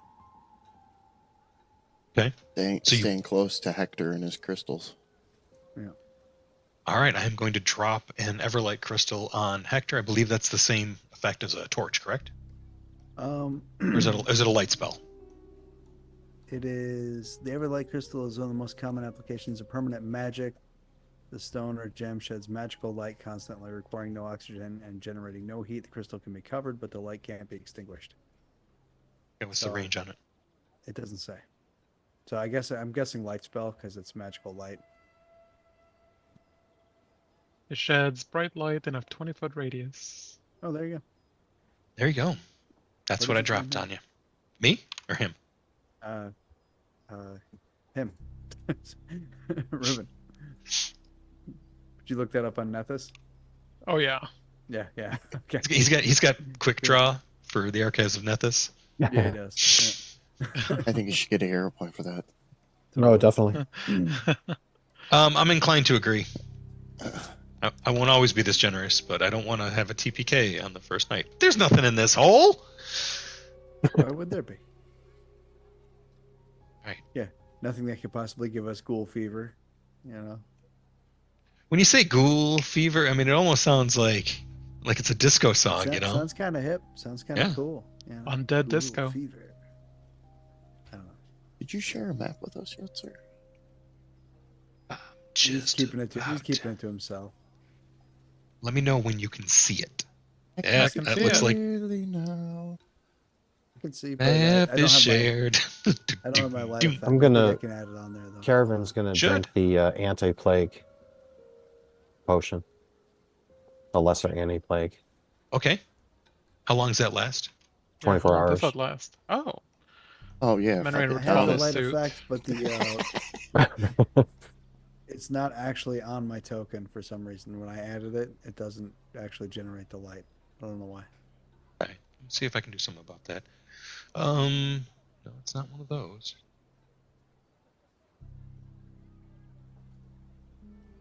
There is the Everlight spell. I don't know if it has a little effect thing, but you could use that. Yeah, the effect is on me twice. I tried to add it and said it already exists, but the light isn't actually showing on the map. Click your token. Well, it is. It is now, but it wasn't before. Oh, Maybe it okay. just took a while to load. Could be. It's all The good. light's always the last. Yeah. And there's a lot Caravan- of lighting effects that'll mess you up. As you looked up at the scooping, you see that there's timber supports on the ceiling and positioned, I wouldn't say uniform distance apart, but periodically on the walls to support in a manner similar to a mine. Mine. But as you look, yeah, Hector and Caravan, give me perception checks, not seek, but perception. Unless you have like construction or architecture lore. Oh, sorry. You wanted perception, not seek. Yes. I'll take a 23 on that. You realize these are made from disassembled coffins, and that they Half-like goblins. tunneled to this grave and maybe other graves. Yeah, they've been defiling the whole cemetery. They've been burrowing under it for some time. Oh. This is a rather sizable excavation. You're not sure where the dirt was excavated to. That's definitely it had to go somewhere. They weren't pulling it out through the graves. They were secretive until this one collapsed. Hmm. All right, so Caravan, your exploration is you're scouting. Is that what you're doing? Yes. Okay. As you move up to this narrowing of the tunnel, it opens on a larger space. The wooden timbers spaced evenly throughout the 6-foot high room. So here's a place where your medium folk that are squeezing basically to hunch over it. So it's kind of difficult terrain for medium-sized folk, okay, for the tunnel. But you can see a spot where it opens up to be a little taller. Lasser's still going to bump its head if he jumps, but it's not going to suffer penalties. Yeah, the walls show evidence of being dug out of the clay and soil by clawed hands. It's obvious at this point. Several large flat boulders have been left in place, protruding from the floor, and you see that there are numerous boulders that they're kind of flat. Like they found rocks that were large enough and flat on one side, and they're makeshift tables. Is this a dining room? It looks kind of like a dining hall. Okay. As you get up there, you thought you heard something from the west.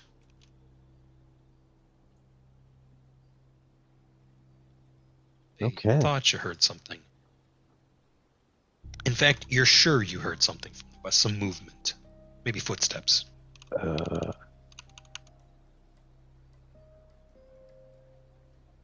Can we move each other's tokens? My token just Mhm. moved itself. I didn't Yes, we move you. can. I know, my token just moved itself. It may be turned on the same way I had the shared view. Because I wanted to go here. Okay. And that's it. Okay, we will allow for that. I mean, if you can move each other's tokens, just try not to.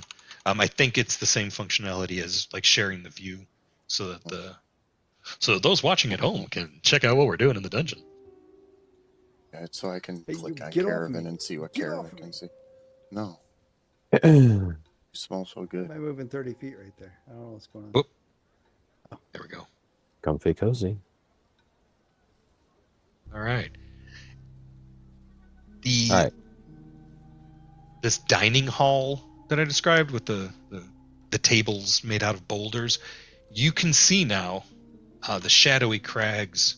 The light that he's giving off is allowing you to see details, even though you have dark vision. You see that the shadows on the tables are recognizable as rib cages stripped of meat, leg bones, like wooden plates. Silverware? No, that wasn't needed for this meal. It was more like getting a plate of ribs or wings. Anything, you said a noise to the west. So can I make a seek check to discern location? Yes, but as you come around the corner to do that, it looks like something scurries out of the way, probably seeing the light dapple up the wall behind you. Okay. So you can tell, and that was over here. I'll ping it. That was somewhere over here. Well, that's target mode. My bad. They're similar. It's somewhere over here.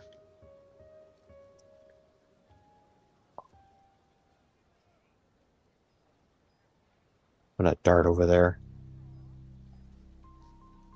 Right. And as you do, you see that there's a whole lot of stacks of timbers, like stripped, disassembled coffins. And the enormity of this chamber dawns on you, and it dawns on everybody else as you make your way down in to the chamber. Like this is like a working area? That they have tunneled under probably a third of the graveyard. I guess sinkholes. And some of them move to attack.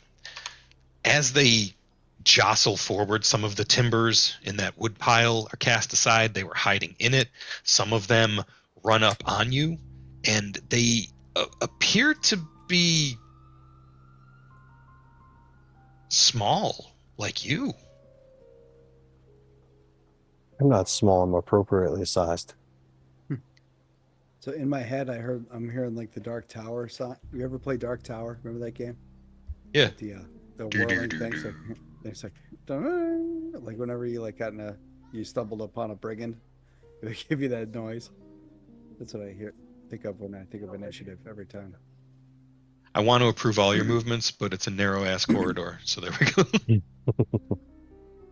There. Get your narrow ass up the All right. corridor.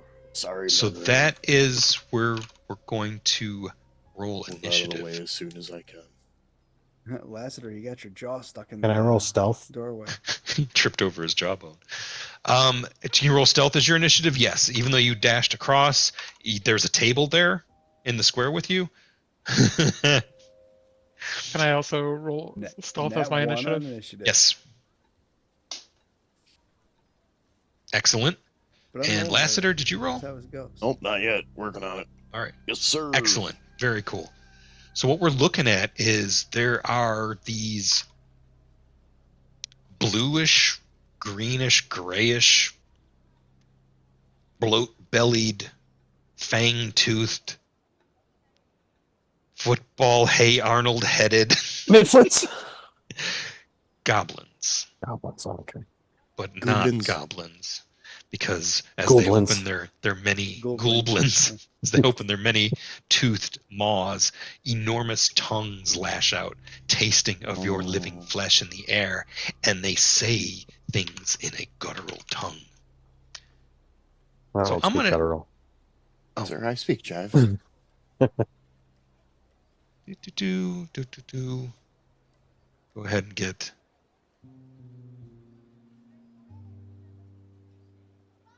Oh, This is where things get interesting. We get to Suddenly find out feel what concerned. that is. That is getting that a is real the cello strong of Saturday the concern. 14th vibe here. Yeah.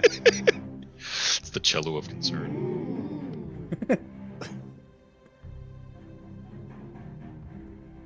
Dun, dun, dun, dun, dun. I hear the music. I've rolled initiative.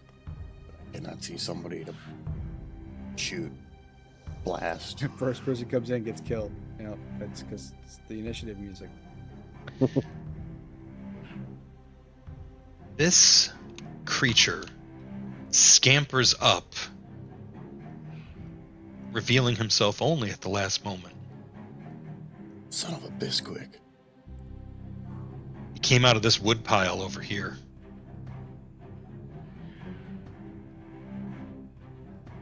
And he lashes at Hector with his claws. Hector didn't have time to get his shit together. I did have a shield already on, so Wasn't raised. It's on your arm though, and Doesn't spears in the other hand. doesn't matter. I don't have to raise. Oh, wait. because I got that feat. Where's your crystal then? It's in my hand. I got my crystal in my hand and my shield. All right, so you don't have your So- spear. Spear's on your back. Yeah, I don't have my sword drawn either. It's my crystal and my shield. Perfect. I'm gonna claw at you, Fine. Good miss. and I miss. And my second claw, you know,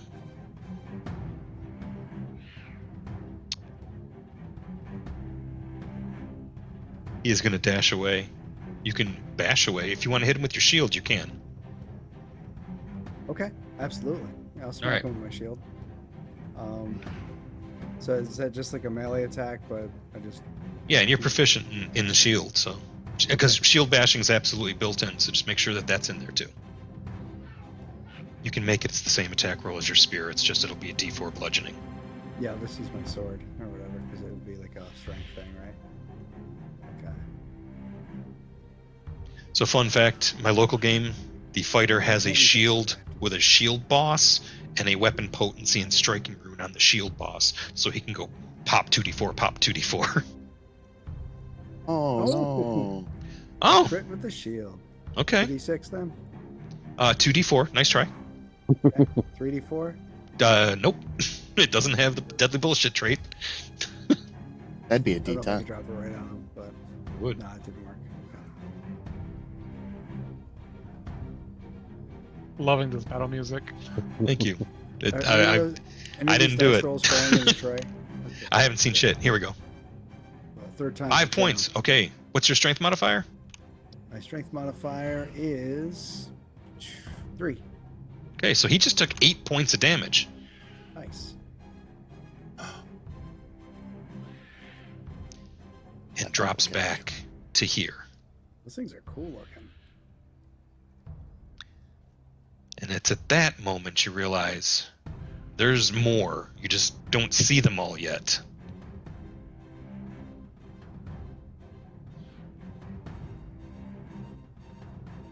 That's his turn. It's Caravan's turn. Where can I look for more? Some of them I'm revealing now because they're not hidden. If you want to seek in the wood piles, that looks like a place they're fond of hiding. So if you want to seek, right now they're undetected. Except for the ones I've already made visible. Okay. So 2 to the south. Gotcha. Thank you. That's good enough for my immediate purposes.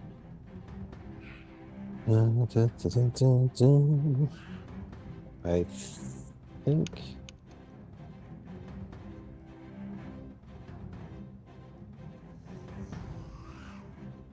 I think I can move there. And because they haven't acted yet, they're flat-footed to me. Uh-huh. So move is 1. Draw the rapier is 2. And then, well, that. Stab in the face is 3. 9 on the Oh. die for a 19. That's a hit. Is a hit. And this is a finesse weapon, so it should be +4. And then there's an additional d6 of damage, which I can just roll the straight rapier damage. What was that you were saying, Eric? I was saying it's a finesse weapon. Finesse weapon in your chest cavity. And that's 3. Ordinarily, folks don't get to add their dexterity to damage, but you do. And that's special.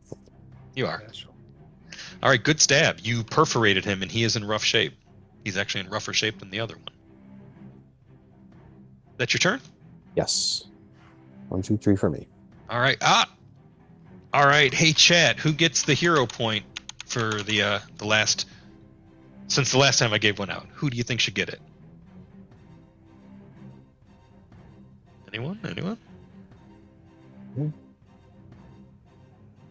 All right. Chime in when you got one, and I will take the next nasty little creature's turn. So this one they all have it, but this one's going to be able to make use of it, and he runs up, and as he does, he activates his swift leap. Rudeness. Yeah, it is pretty cool. Thanks for noticing. The only thing keeping it from being more impressive is the ceiling is just not that high, so he's basically up near the ceiling as he comes in at Hector with another claw attack. Oh! And I'm going to say that as he did it, he went to grab, and he actually scraped his claws along the ceiling and broke one of them. And embarrassing, because that was actually 3 actions. That's terrific. And it's Lassiter's turn. Hey, Lassiter. Oh, I'm talking to myself over here. Menrian has the vote for the hero point.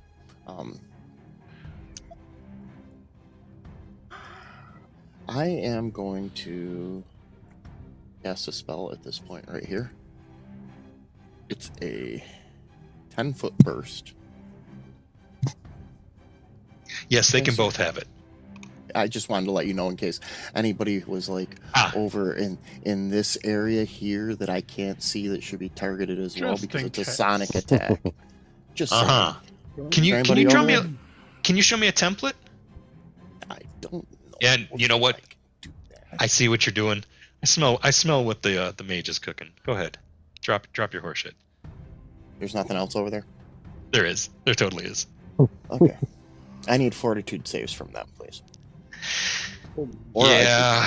Oh, I think that's a critical failure. That's One of them the one did. failed. That's gonna hurt. Yeah, it often does. It really does. Fortitude, you said? There we go. And he rolled that's 2 crit fails. I rolled a 1. I'll tell you. Yeah, I shit. Okay, I'm going to. Let me put him on the map for you. Damn it. You didn't even get to go yet. Oh, Which and it was the one that's already got number damaged. 5. Let me take number 5 off of this, and I will do all the fun stuff.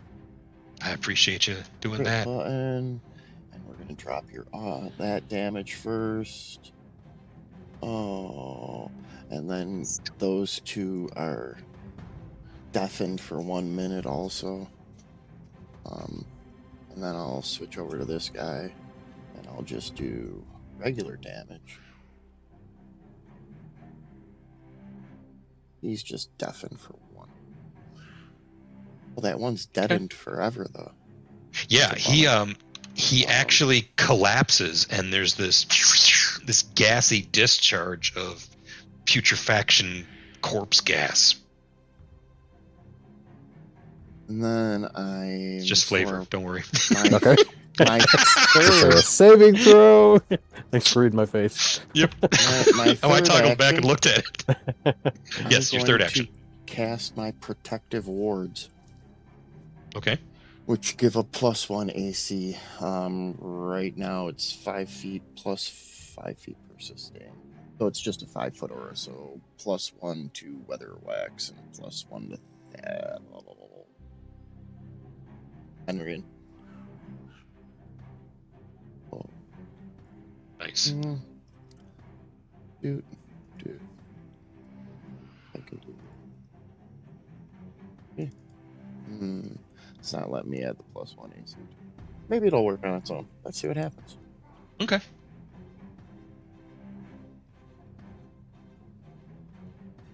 Good turn. And advancing the combat tracker. All right, Menrian. So Goblins are unaware Menrian- of you, or the Ghoulblins. Yeah. So Menrian does have sight of at least 2 of them. So he is going to extend a pointy finger towards the one closest, the one that got deafened. And he is going to cast, well, he's going to hex rather, the ghoul with Elemental Betrayal, weakening him to the powers of fire. Okay. So let's target him. And choose the right one. There we go. So that was one action. With the other 2 actions, he is going to cast Blazing Bolt. Cool. Form Blazing Bolt.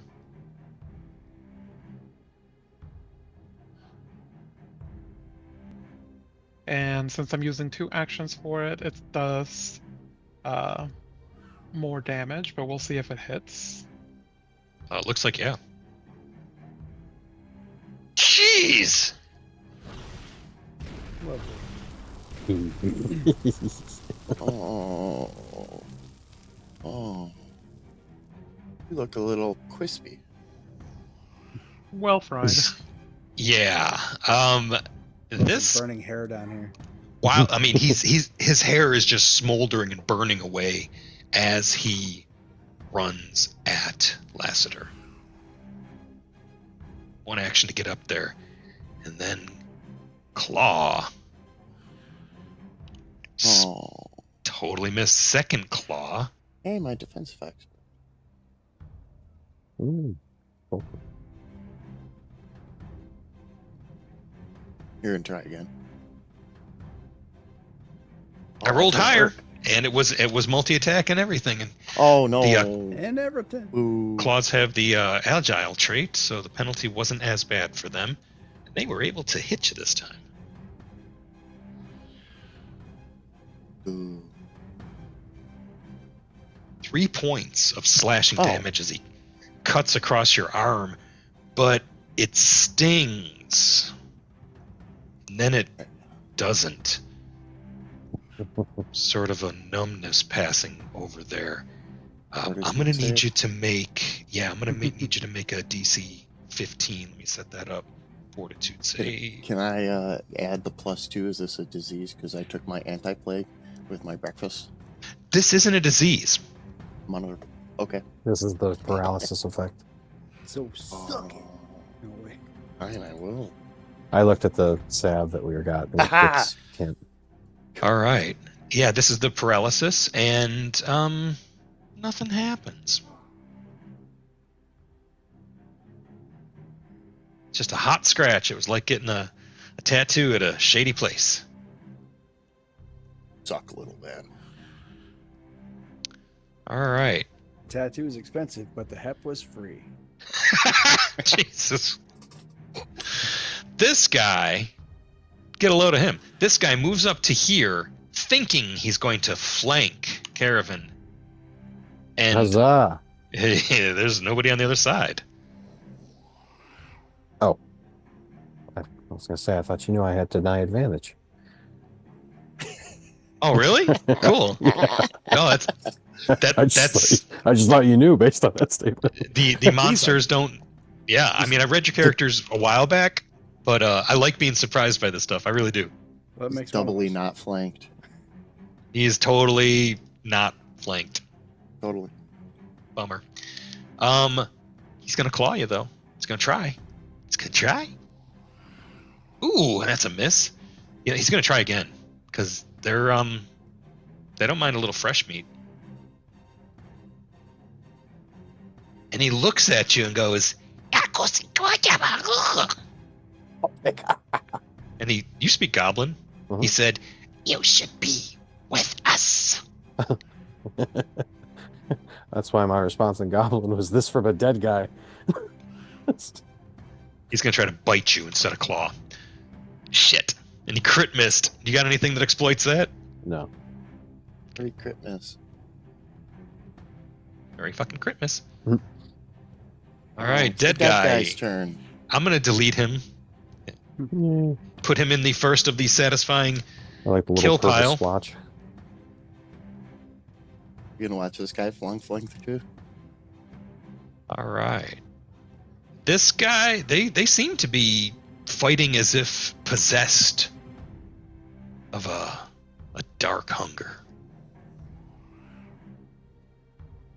No, I can't go that way. Yeah, they're meat puppets of some malign force. He is gonna run up and try to bite Hector. Good. Don't make me chase you. Damn! I just realized, Hector, you rolled like a nat 1 for initiative. Yeah. Oof. Now he doesn't have to waste any actions. Love it when right. that happens. But he comes at you with the claw. Ooh. Okay. 28. I already used my reaction. I'm still waiting, so I can't do Yeah. anything with that. All right, so that's a big old hit. Not a crit though. It's Nope. impressive. Yeah, my resting armor class is a 21. A resting armor class. Max damage though, 5 points of slashing, and he's going to try to bite you this time.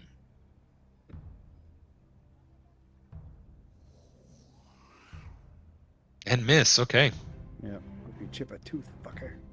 it's your turn, Hector. You're surrounded. All right. Well, a couple things are going to happen here. It's his comfort zone. I'm giving you a hero point for saying that because that is something one of my favorite DMs says in his Pathfinder stream. Okay. So yeah, Great. I'm gonna take the Everlight crystal and thrust it back at Lassiter. Like, hopefully you grab it, because as soon as I let go of it, it's going dark. And then I'm grabbing my sword, so I can draw my sword. So that's 1, 2. So you're dropping the crystals of free action. The lights go out. Boom, boom. Okay. I was passing it back to Lassiter to see if he could grab it, but if he can, he can't. So Can boom, can boom. somebody grab something as a reaction? But if it's a free action, that's even better. So yeah, I just drop it, pull out my sword. I like the idea of it being an action or a reaction, but what he's doing right now is just a free action to drop it. If he wants to But toss if he it, drops it, do the light and the light goes out. If he Yeah. hands it off, it doesn't. right? Well, that's why I was thrusting it back as an action. You want to towards do Lassiter. something that fancy, you should look up the rules for it. Yeah, I don't But- know I if didn't know there was a rule for that. Which Okay. crystal is it? the It's my Everlight. crystal, the glowing crystal. in my handing hand. stuff Our light off. source. hmm I mean, it just says held in hand. It doesn't say like usage held in one hand. And So it that's why I does didn't say try to- can't be extinguished. Yeah, it never goes out. Oh, right. It doesn't go out. Okay, yeah. And so I it guess it doesn't doesn't have an matter. I just- activation. So I wouldn't even bother. I would just drop it at Yeah. my feet then. You probably just keep it in like a snug cinch type pouch with a flap so that it doesn't shine all the time, and it's just always on. Yeah. So if you drop it, it's just at your feet, which is Cool, yeah. great. I'm just gonna drop it. Cool. Then I can Yeah. draw my sword for one action. Yeah, I'm okay with that. And That's then- perfect. I'm gonna give you a hero point. I already did. Sorry, I became concerned when you said extinguished. It was the other I human with hear you. human eyes. It's like, wait. Okay, Hold on, what's that thing called? I gotta We're look gonna it use one of those hero points real quick. Okay. Because my dice are ice cold. Warm up, guys. Come on. Really? Okay. Hey, it's a that's hit. They're not hard to hit.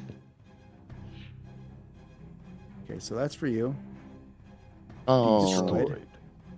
And then Nice. attack number 2. Over here. That's a hit. And whoa. Took my light Yeah. away. it went Because dark I'm for a dropping it second. on the ground. Oh, well, fine. Sorry. Just click on Oh, Caravan for a we- second, and then you can see. Oh yeah. Which one is that? That's number 5. Yeah, for real, right? Yeah. Number 5 That's funny. is There we go. okay, now he's back. I can put more Aha! damage on him. Okay. Destroyed. Okay. Oh, I was gonna do my glow. You got the glow. You got the I was glow. gonna do the glow. I was gonna do my runic body, punch him right in the face. Ow! I just figured, there's a goblin too close to the wizard. Had to chop It's him. fine. It's fine. I understand. That is standard protocol. I've read it in the book. Lassiter's ready. He's like, oh man. Fuck! This one says something. Who speaks Goblin? Let's try it out. Not I. I do. I don't- Just you, Caravan? I don't know about anybody else. I speak common and halfling. I'm gonna say I speak Goblin. I have to add my languages. I got a bunch of them. I just did it. I'm okay with doing that. Lazy DM. It's. Just because I know Caravan. Yeah. I'll say I've learned from Caravan. I I mean, know you all guys. the swear words. That's true. At least know how to start a fight. Well, he says when he comes up, and you recognize it as Rip Nugget will make you pay for reducing our numbers. Hmm. and this guy runs up and tries to bite Lassiter. Nick Nugget. Rip. Rip Nugget. Rip McNugget. Mm-hmm. Mick Rib Nugget. Mick Rib Nugget. McCruggets. Copyright, Okay, wait. fuckers. Rib Wow. Nugget. Rip. R.I.P. Oh. Nougat. R.I.P. And Nugget. This Goblin attempts to bite Lassiter in his nuggets and hits. Oh. Right in the giblies. He bites you on the leg, actually, but 4 points of piercing damage. Do I get a bonus for this save? Yeah, but the funny thing is,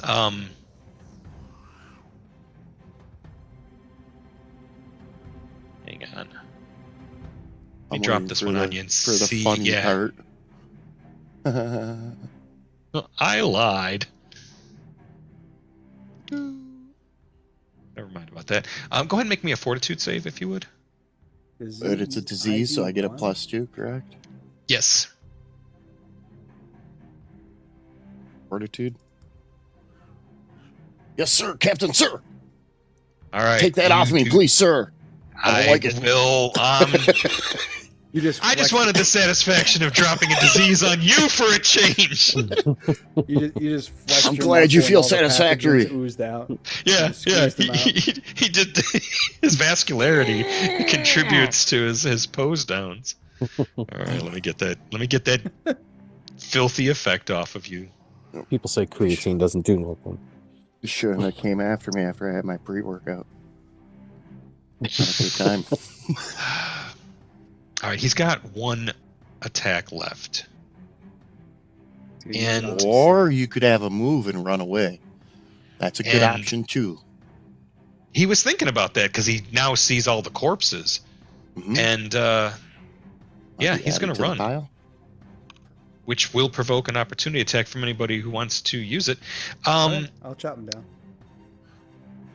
Now, I like that reactions come back at the top of the round, the whole round. So you Yeah. you have yours, and Yep. can absolutely possibly went finish him last off. No. anyways.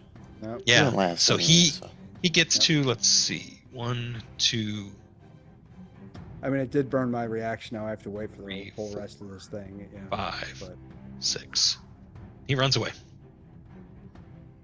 It's Caravan's turn. Okay. How We'll far could he go move? here, Jesus. then we'll go here. 30.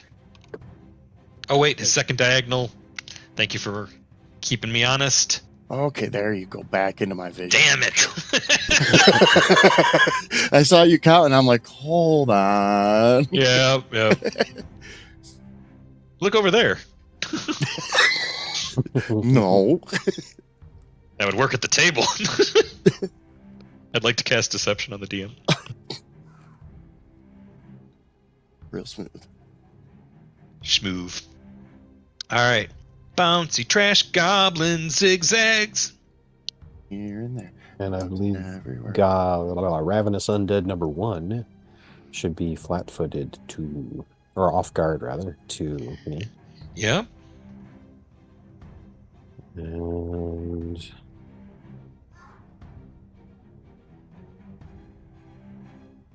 yeah, we got to work on that synergy there. All right.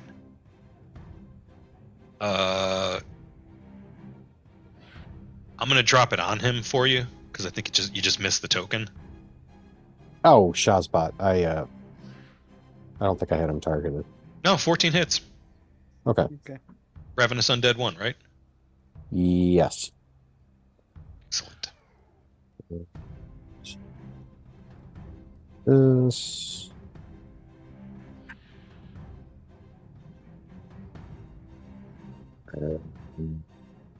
Straight D6. And 10 points. Does it only do the deadly damage on a crit? Is that how Yeah. that works? Okay. so you double the standard damage and then add the deadly die. You don't double the deadly die. Gotcha. Okay. Oh man. What? Well, okay, nothing. I figured out what was going on. Oh, I dropped the damage on you when you missed. I Yeah, got- I- no. So the because we can select other people's tokens, I clicked on Lassiter for a minute to after the comment about the ghoul running Vision. off. Yeah. Right, and so it also let me. I was targeting from Lassiter's token Oh, weird. Okay. and rolling all the stuff from my sheet, so that's why things weren't jiving. I'm It's- good now. Okay. I'm all caught up. I have one more action. I'm just going to take another attack. Okay. Don't forget your multi-attack penalty. And Yup. roll high. Nice. Okay. A dirty 21. And now this is just Finish 'em. straight up D6 plus 4. Bam. Another dead one. Destroyed. And that's 1, 2, 3 for me. Nice. Good turn. All right. He doesn't get a turn because he's dead. And it's It's like Lassiter's turn. Christmas. Needle darts. I love that spell. Oh, Nice. Perforate, And perforate. So then- he goes running off, thinking he's gonna get away, and just goes and falls over, punch full of holes. Continue the sustain on my protective wards, which will Okay. be at 10 feet. Needle darts was 2 actions. And then sustain is a third. All right, Menrian. Menrian is going to move forward and then cast telekinetic projectile and move some of the rocks in here to attack the last one that he sees. Do you get to pick the damage type? Yeah, All based right. on surrounding environment, basically. There's ribs and rocks that would be piercing, and there's also the wooden plates and skulls, which would be bludgeoning. I'm not sure if you could get away with slashing in here. Well, maybe the jawbones or something. But you hit. I'm thinking bludgeoning. Perfect. Cracked him in the dome with another skull. Whack. Do the corpses of the ghouls then become objects that you can use for a telekinetic projectile? As long as they meet their weight requirements. They're small. Yeah. All right. This guy doesn't yet realize he's the last one. So he's gonna give you a little bit of that old school love and caravan. It's gonna give you the claw bite. Claw bite. I used to be Claw bite. hungry Oh, no. down in the dungeon. Hey, let me hit first. I was just about to drop damage on you. There we go. Did you see how it was almost a happy GM? They do it on purpose. Almost a 20. Womp womp indeed.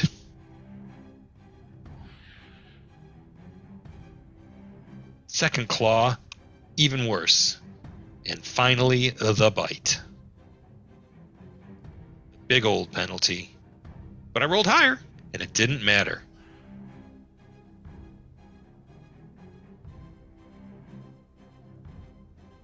All right. Living dead guy. Actor. Just gonna casually step up here and just smack this thing until it stops moving. Right there, you mean? Yep. All right, Okay. 6 points of damage. Still moving. He's so- hurt pretty bad. Yep. You got one action left. Yeah. And you missed. Okay. Dang. That's fine. Caravan. It's gonna bring us home. I can't get to I should have This- flanked him. Oh well. the flanking square, can I? Right there? Yeah, Yeah. you can. Okay, cool. I'll do that. I should have went and flanked. And That's then, my fault. That was my bad. You flunked flank? Get the flunk Yeah. out of here. I flunked flank. I'll do better next time. I Does it do the flat-footed automatically, or do I give myself a +2? I can drop that on him if you like. Okay. Yeah, Thanks I'm for not sure how reminding to me. do it Yeah. myself. Yeah. You off guard, I think is what it's called. Yeah, Yeah, that's what I'm looking for. Here we go. Okay. This episode brought to you by Off Guard. Off guard. When you're everywhere, you don't want to stink. And you hit. Okay. I'm giving myself a +4 over here. Do this D6 +4. Destroyed. Destroyed. Oh, Oh, it did the precision damage automatically? Yeah. Yeah, it did. Automatic. Okay, Did, cool. yeah. Awesome. What was Oh, that? because the off guard condition was on it. Okay. The stink in here is incredible. You've perforated, imploded, burned, necrotic flesh. I smell And- harsh. It is truly foul in here. As you gather your wits and look around at the many ghoul bodies, realize the kill counter of this campaign is now up to 6. who burned? Who burned? Did you burn him, Benrian? I did, yeah. Yeah. Oh man. That's Wow. burning house. Burning house. Man. I'm Yeah, looking it's- forward to seeing that in action in the future. It's pretty stinky in here, and you're free to move about the cabin. We're no longer in combat. If anybody wished to make some treat wounds checks, we can check on how all those go when we Was get anybody back. Anybody got I hurt? mean, I'm I got a injured a small little bit. wound, but I'm not worried about it. Okay. I'm injured. I'm gonna go a ahead little and award Ow. the first XP of the campaign too. Ooh. I'll do a medicine check on Lassiter. It was pretty good. I'm hurt enough Right. to know I'll do some treat wounds on you, man. I'm still a wizard. That's right. Oh, I'm a little softer than I thought I was. All right, 90 XP for fighting 6 ghouls. That kind of had. Yeah. Wouldn't say they had the drop on you, but they definitely had the advantage You son early of in a the fight. bitch. I'm going to use my luck. Whoa! Okay, we go to do a little treat wounds, and we have No, our we're using hero points. We're using Yeah, hero I'm points, u- or I'm punching back. I'm using my halfling luck thing. Cool. I get to do that once per day just to reroll. So I okay. can do it. But you better. You just, or otherwise you just broke a man's leg. I hope I roll a 1 again. No, okay. No, instead you crit Critical success. success. There you go. So he basically did some like amateur halfling chiropractor where he had his foot on your hip bone and his shoulder up under your armpit, and there was a cracking noise, and it hurt for a second, but then you felt pretty good. Yeah. All right, 7 points of healing to our wizard. I Nice. learned this one from my pop. Huh? Crack. Snap and crackle were unavailable. Son of a bitch. All right. I mean, it is back in the socket, but what the fuck? That'll be fine. Big, strong lad like yourself. All right. I think it's a good place to take our second break. Cool with that? I'm cool with it. All right. This is probably going to be our last break. When we come back, we're still going to play for a while, but when we need another break, that'll probably be our send off. Hope everybody's having a good time. Y'all having a good time? Oh, Yeah. for sure. You having a good time? I actually am. I'm having a having a good blast. time? I'm You're having a having good a time. great time. I You're having a good concur. time. I You having a concur. good time? You- People how Should about have you? concurred. Yep. Everybody's having a good time. After that, we Doctor? all need a break. Doctor? Right. Doctor? Okay. So, Perfect. doctor.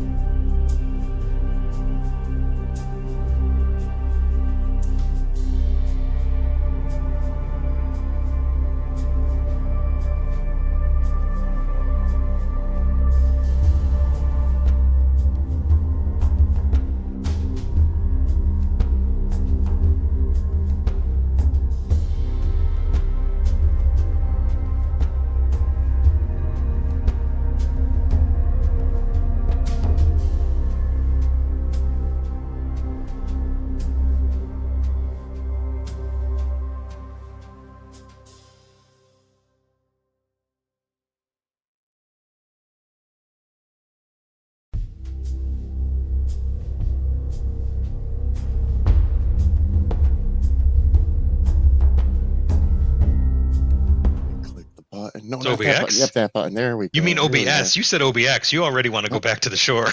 I'm ready for vacation. Hell All yeah, right. man. Hello, everybody. Oh, Thank you, and welcome back. We were actually talking about this this campaign and this session a little bit during the break at the end there, and we're having a good time. So hope that's coming across. And with that, patch each other up to the best of your abilities after a battle with ghouls under the cemetery, and it looks like they have set up shop. This is an excavation that goes on for some distance into the darkness beyond the light that you have, or the benefit of your senses. But what strikes you as you pause, now those were treat wounds, so that was 10 minutes. Menrian would be refocusing. Okay. And during that time would also let his familiar out from his tattoo. So it like peels off of you and illuminates as it does so, spinning around and shimmering, Yeah. looking like thousands of glyphs, forming scales, forming words, forming the beginnings of sentences, implied thoughts, mnemonics, and fading away. You've seen this before. The three of you have seen this before, but It's cool every time I see it, though. and you stop to ponder the name Rip Nugget. Now, Ponder the name Rip Nugget. warfare lore, Sandpoint lore, I'm gonna warfare that shit. society. Yeah, it's all the same DC on this one. Oh, who got a nat 20 there? Yeah, that's perfect. Cool. Okay, so we've got our first 30 of the campaign. let's see. You know it was the name of a Hector. You know it was the name of a goblin chieftain that was defeated long ago. And As a player, I know exactly who it was because I know who has his crown or who had his crown. And this is perfect. So, Caravan, you remember hearing about him from your grandmother. Somebody had to throw you down that cliff to baptize you, right? Grandma Maggie. You're He a man had- now, I son. I imagined that Caravan's mother basically just threw him out, and if he survived, then it's you again. Well, the thing is although goblins get a bad rap, okay, I like to think of like let me know if I'm overstepping here. Let's workshop this. I like to think that your family would have passed through Sandpoint and maybe nicked a few bottles and a few snacks for the road, because they were headed out towards Roderick's Cove, north of here. Okay, last township before you get to Riddleport, and whatever they were going in that direction for, you never knew. Because I'm thinking if it wasn't for your mom going into labor, you wouldn't have been born here. And maybe it sounds horrible, but maybe grandma stayed behind and looked after you and then revisited And that then memory. threw you out. Or maybe you were just told your mama threw you out, but it's not entirely true. It's just Yo, mama threw you out, boy. your mom had a bounty on her head from Magnamar.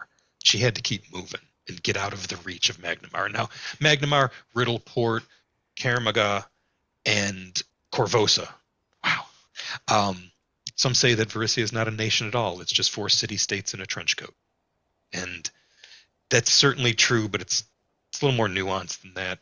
And it doesn't account for the northern portion of the country getting carved out by 2 resurgent rune lords. So although the heroes that there are statues of here in Sandpoint, there's hero statues, they stopped Karzug, the rune lord of greed, from conquering this swath of Varissia. Other rune lords were sort of stuck in time buffers, very Star Trek Next Generation, to justify having Scotty on the show, and I'm here for it. I'm here for every second of the transporter buffer, pattern buffer. Love me some Trek. But nerding out there. The Rune Lords were trapped in a time buffer like that. At least one of them was, and there's 2 Rune Lords ruling what was Northern Varissia currently in 4724 when this story takes place.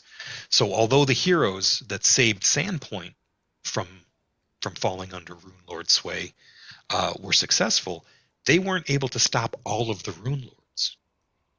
There were numerous ones, and several adventure paths that detailed their interplay and reemergence.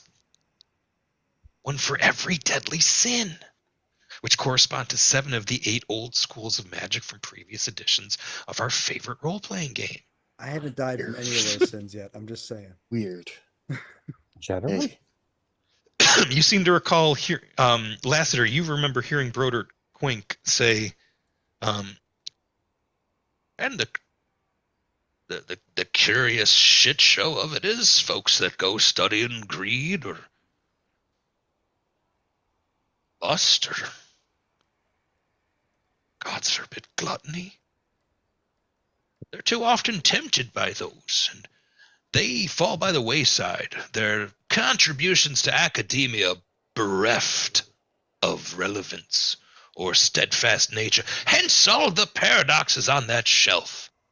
I'm glad to see you've been listening to me, that you don't think because you're some Magnamarian mage that you're better than us folks who've been studying it since before you were an itch in grandpa's trousers.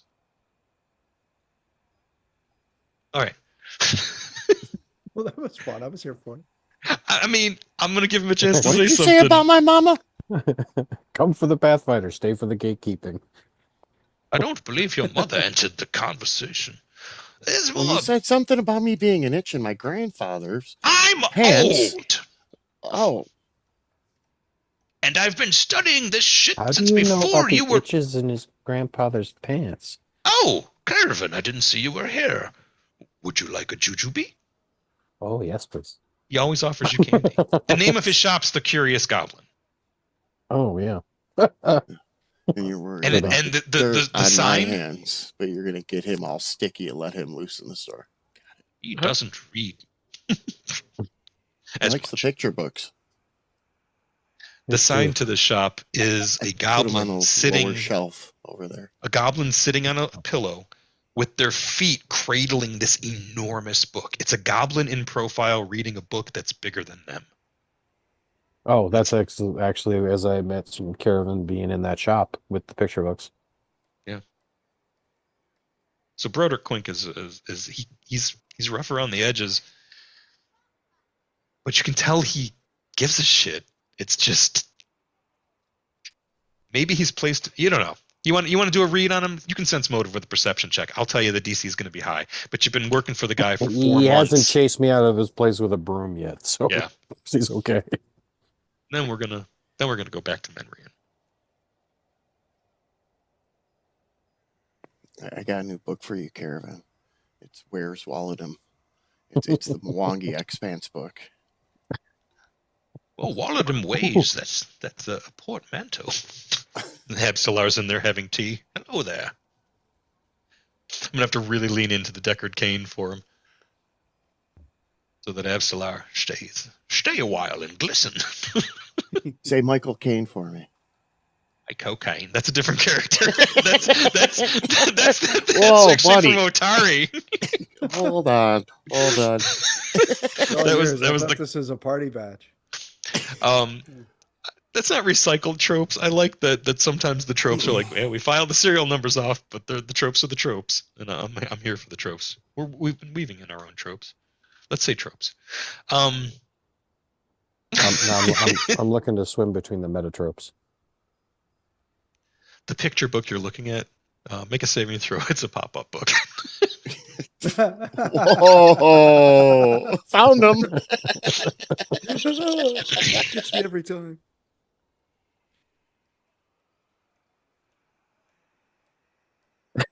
I read this one before. Yep. You like the part where you pull the cast onto the stage, but if you pull it a little further, all their heads pop off, and there's at least one of them in there got about an ripped opera. because he didn't realize how hard was too hard. Just like And tear down the side of one of them. He's just like stuffs it back in. and you probably had a little bit of those spearmint gummies that come in at the colder months on Oh, your and then it finger. got stuck to the paper. Now there's just this big gray mess across the whole thing from him trying to clean it up. Yeah. Not saying nothing. Nope. There's just the one page. The another reason that you enjoy the bookstore, especially in the colder months of the year, is Brodert has a very interesting wood stove that generates warmth, some flickering light, but no smoke. Oh, warmth's nice. I get that smell in the books. And no danger to the books that way. Menrian, as you sit there and gather your breathing and close your eyes and allow the illumination of your familiar to shine across your eyes in a pattern that unlocks. It's almost like, are you unlocking the cipher of the universe? Okay. Does your familiar talk? No, it does not talk. Does it talk at later levels? It may sometimes. The It ability is going to be will. interchangeable after all. Yeah, All familiars. Yeah. yeah. It's an Familiars are. African gray parrot that just shouts "fuck" all the time. That's the only thing it says. Oh my God! There's a pet store here in my town, and there's an African gray parrot that lives there and talks to customers and is crazy smart and a little weird. Yeah. Yeah, I know one named Elliot. He's cool. yeah. That's a super smart bird. Mhm. It's not just mimicry; they're conversational. Yeah, they have a vocabulary. They can form concepts and stuff. It's kind of wild. And tell people they're ugly hats. Uh, um, you regain the focus point, but you feel like the energy here is a little off. I mean, that makes sense. But It's if you the wish smell of to the burning hair. explore it a little further, an occult check might be justified. Yeah, let's do an occult check. Let me set the yeah, you got it. Okay. Nice. There's a smell here. Not just the burnt, bloated, necrotic flesh of the ghoulblins. I like that we handled that fight summarily because it was so obvious the ghouls. NPCs, multiple, told you it was ghouls. You were given the kind of stuff that would be really cool if you were about to fight ghouls, and nobody bothered to make a recall knowledge to make me click identified as ghouls. But it's perfect. That was the players are higher level than their characters. Um, Yeah, yeah. hiding under that smell. After 10 minutes, wounds are patched, joints are popped back into place. Could I have refocused as well while medicine was being done on me? Yes, you can actually. In fact, that interrupted it, and you thought, I better not lose a focus point. I'll smack you. Oh. Stop squirming. It'll go back. Menrian, you after the smell fades, there's a smell much like it lingering, but it's not just a smell. It's the edge of reason, the dark places out of the light of torches, or whatever your senses might afford you. There's powerful evil here, nearby. Not from this plane.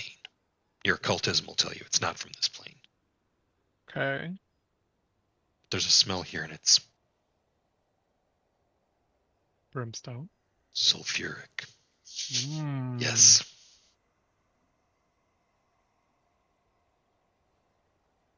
Devil's a Cave foot. reeks like somebody's been boiling eggs the whole time.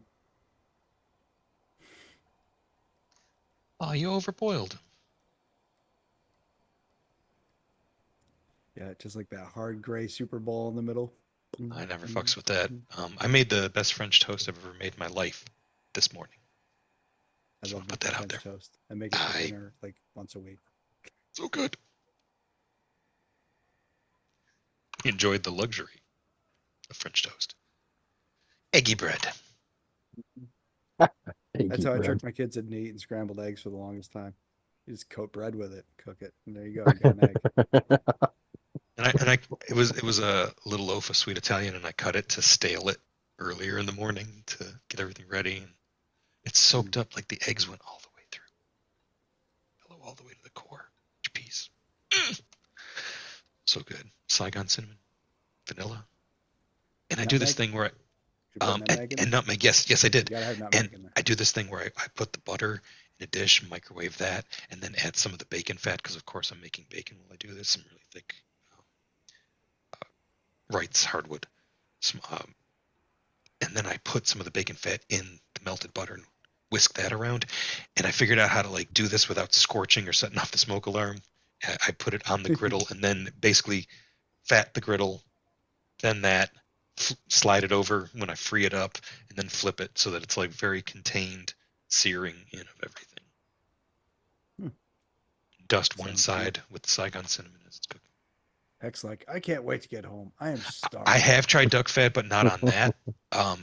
When I rendered some duck breasts a while back, what did I end up cooking in that? Ooh, rum. Yeah, that would be a nice addition. I think yeah. You ever had bacon, duck fat popcorn? Nope. A lot of the gastropubs around here serve that too. Back in the day. All I right. just attack ducks in the park and just get it from the source directly.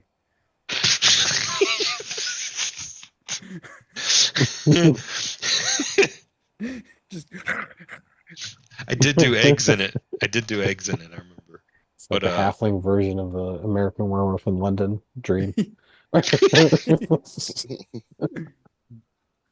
all right. So Andorran werewolf in Sandpoint. there's something. Oh, we got There- 7 dooms. Maybe there's Werewolf's one of them. Are you even on the trail of the first? Where are we with the doom counter? We're still at 0 dooms. Stopped. Zero dooms. Okay, No dooms 0 yet. out of 7, Unless these 6 presumably. schools are one of the dooms, and then that's pretty pathetic. Oh, we can check that box right off. We get Uh, you know what? I'm gonna check my notes, and it says You take a Do I have, moment. do I have an inclination of where that sense is coming from, like which direction? Yeah, let me go ahead and get the combat tracker I like the sound of that. and go ahead and give you Well, the guy who said he was 10-minute going to go rest. get Rip Nugget was running off in this direction. The evil is kinda in that direction, but it's more. You're more getting the sense of the evil from over here. All right. At the periphery of your senses, but you're pretty sure that there's some infernal foulness, Evil! some fiendish nasty about. Evil! This is Hecubus, my manservant. Caravan will move in that direction, hopefully. Oh, and you using find stealth. you find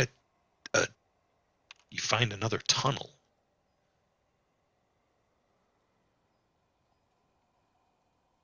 I'm gonna go pick my light back up. No visible tokens. I'm gonna let everybody else. Like you got in there, nobody's detected you, but I'm gonna let just to prove it some other movements. There we go. Sorry, Menrian, just had to put you in a proper square. All right, Caravan, give me a seek check as you gaze into this tunnel. Lassiter, do you want to carry this light? I guess I could. Yeah, I want to keep my hands free and. Then how do I use my Use it, staff? Okay, never mind. I'll just toss it on the floor next time. It's fine. I'll do the same thing we did last time. I gotta get like a chain or something so I can hang it around my neck. It seems like a problem we would have solved, unless maybe you just got the light. Yeah, I think I just picked this up. You know, Because there's no reason you can't fasten it, like make a way to fasten it to the shield. I probably picked it up on that last trip into Magnamar on You the could caravan. put it on the end of That my works. staff, and I could pretend to be somebody who's probably copyrighted a name I won't say. I got that in a musical jewelry box for Estrella. You could be the off-white wizard, like the eggshell wizard. Beige wizard. It's He's- Lassiter the Beige. He's Hamdolph the Hay. Hey man. Oh, finally a party mate for the Mamastopheles. Slide. We He's got to make get the another two of them cameo soon. together. Yeah. He's got to make another cameo soon. If I was GMing that introduction, I know where I would put the Mamastopheles, and it's not on Galarian, but it is in Galarian's solar system. Galarian adjacent. Castroville. Casterville's where the party's at, but no, it's a party on the sun, dog. Oh yeah. I could see him hanging out there. Mhm. On that deck Yeah. with some solar Fire barrage elemental out there. yachting. It's all the rage. Goes really fast. I get invited to these once a year. Get a hell of a tan. Stocky flows the leaves. And there's this opera where these two Viltrumites fight on the sun. It's really fucking cool. Spoilers for season 6 of Invincible. Oh shit. Sorry. Come on, they've been out for a long time. I'm not that sorry. As Who you would know? look in there, you don't see anything in particular, but there's a smell wafting out of there. And Caravan, I'm gonna need you to make me one of those will saves.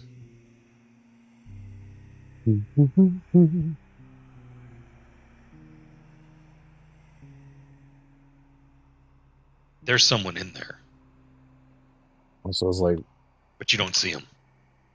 is it a necrotic odor or is it like body odor? There's no smell. Okay. There was some sort of. Did you just use magic? If Caravan. Sorry. If Lassiter and Menrian want to make any sort of magical detection. Yeah, well, Caravan will go over to the group You, next Caravan, to Heck you're and pretty sure. Lesser, and then let them know that. Yeah. Somebody, what he describes, it seems like somebody was casting a spell, or there's a spell in that area, but it's not that he set it off, because he snuck up, so maybe he did, he doesn't know, but there's some magic afoot.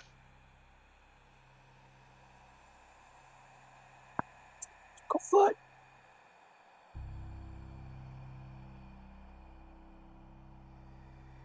Have detect magic, Menrin? Yes. It's I not do. on Cast my it. list of things that I thought about today.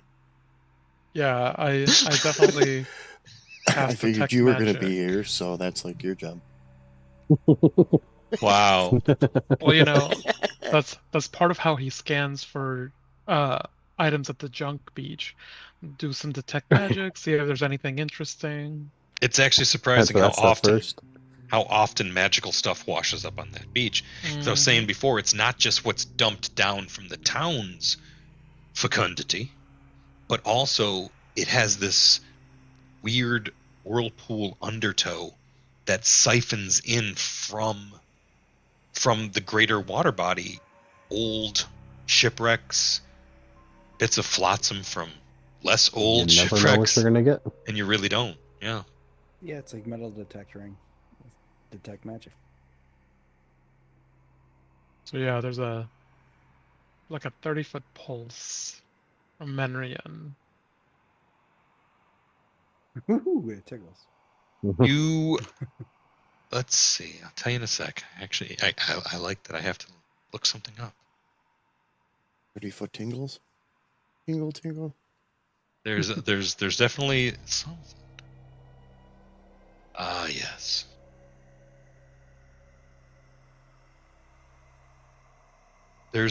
You're getting a ping from around here. You said it's 30-foot range? Yeah. Yeah, that's perfect. You can see the entrance to the tunnel. It's just at the edge of your range, but it's this void, this negative energy. Could be another ghoul. Go ahead and hit me with what's your premier lore, arcane? Yes, arcane. Yeah, that hit me with that one. All right, DC set. Let's talk about a nat 20. We got our first 32 of the. You are you're in the running for the cool shit of the night award in my book, but I don't vote on that. We'll talk about that in a little while. There's a ghoulish, probably a ghoulblin Oh. priest. You know that now. There's a shrine, and it's a shrine of some deity you're not familiar with. That's a different role, but it's also like if you saw it, you might still not know, and the shrine itself may be exerting some of that presence. The reason you had trouble differentiating exactly where he was, but also being able to detect presences, there's this effect where the energy coming from the shrine, he's in its midst, so he's almost masked and indeterminate from it. But you know that there's a shrine, Yoda, Dagobah. and you know that there's a caster. Well, we've got And the ways rest to of deal with you them. see something you haven't seen before, in that a bit of your runic Draco form detaches itself to look down the tunnel with you. And as you glance at it, it retreats back onto you. Playfully, like a cat would. So you're familiar. Your familiar had to be there. You rolled a 32, you know? The thing is I like to think that familiars think of their casters as their familiars. Yeah. they don't want to be forgotten. I'll forget them as a GM, but yeah, there's somebody down there. Can't approve movements with the ping tool. There we go. You can try. Caravan, I love that while everybody's exercising all this caution, you're like, there's somebody in there, let me at him. I'll splat him. Okay. Well, that's not actually the plan. The plan was to try and sneak in. Oh, okay. Sorry. The apparent enthusiasm of your move request. I know. I keep talking to it about it. You know, I keep telling it. You have to make your move request without emotion. But it's I just not listening. can't do a thing with it. It's got a mind of its own. All right, Mog. So as you enter this chamber, Caravan, you hope that was a tall roll.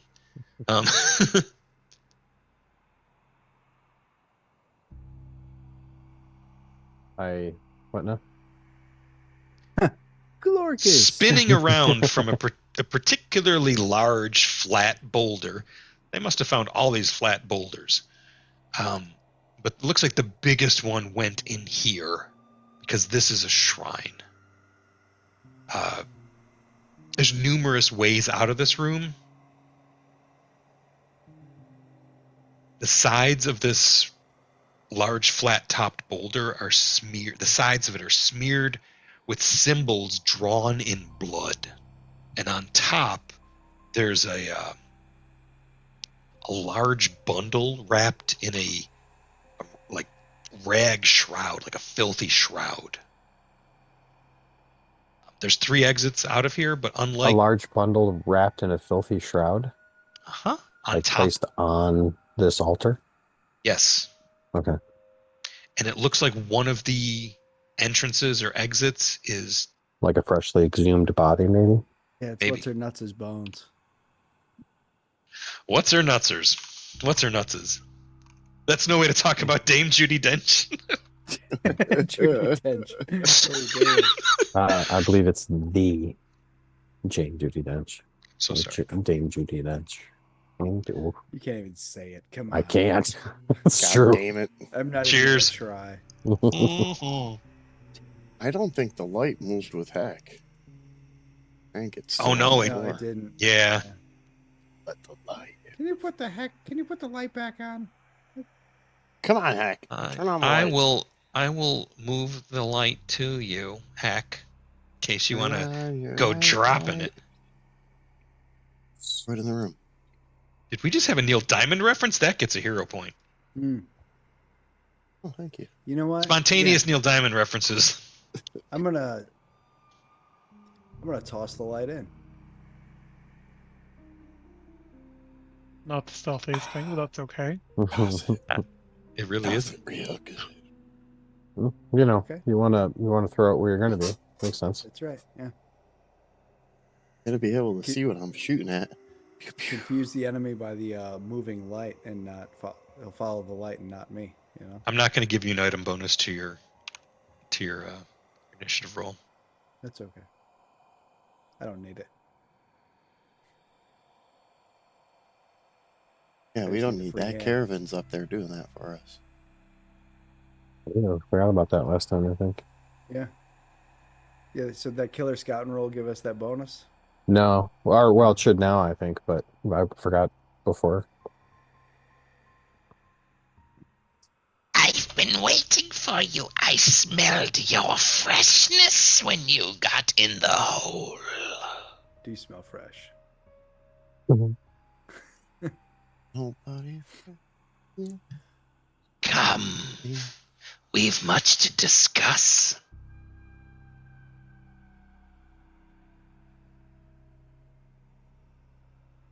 So this more gaunt, lean, blue goblin regards you and says, You won't be able to stop, but I can offer you a choice. Speak plainly. What is it that you are offering? Red pill. Red pill. "It looks like we're offering initiative rolls made in secret. Is that what y'all are doing over there? I hear dice." That's not really in secret. Okay. Everybody at home can see them too. I can see we're not gonna be negotiating much. We'll just turn this into Well, a we're- quick we're- old little we're- pre-battle parlay. We're letting Heck talk. We're just being prepared. Should I roll my initiative? Are we doing that? Did everybody else? Yeah, looks like everybody else did. Just in case, you know. See, told Hector, you. Heck goes first. Oh, you we're gonna lead us follow your off. lead. Yeah. Yeah, you lead us off, Hector. Okay. You know what? I am going to. I'm going to use a diplomacy and attempt to try and talk him into surrendering. Oh wow. Say, listen. I don't know what you're tied up in. Obviously, you've gone down the wrong path, but there's always room for redemption. You just tell us what's going on, and maybe you can survive. And I don't even believe it myself as I say this. Ah, you are the ones from the Three Spikes off the coast. He says 3 spikes, and you think, is he talking about the 3 cormorants? The names of those sea stacks where the dungeon was with the goblin alchemists that you were fighting last year? Oh, okay. Ah, so perfect. Another chance to join us you are given. I am Glorcus. And if you take another step closer, I'll assume you don't wish to negotiate further. And his hand goes on the altar behind him, and he pulls up a little piece of meat and slurps it into his gullet. full on charge.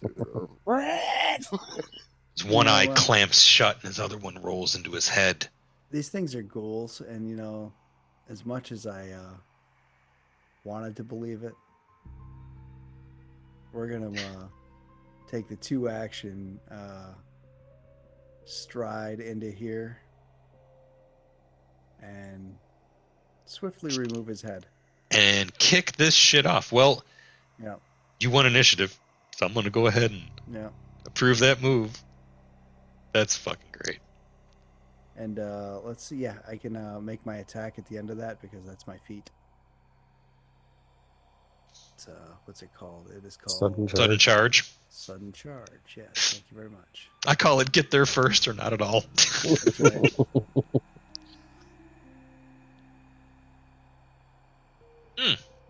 All right, that's a big old solid hit. That's a hit so hard it starts the battle music. Not so much damage though. He's shifty on his feet. But that was 2 moves that ended in an attack, so I get 1 more attack. Yep.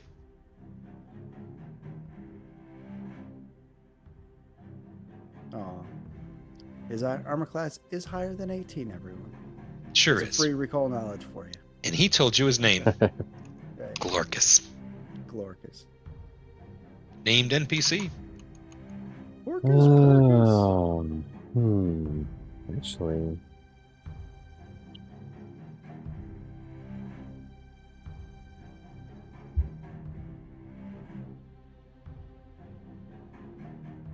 Yeah, I mean, if this thing was alive, I would have continued to try to talk to it, but it's a ghoul.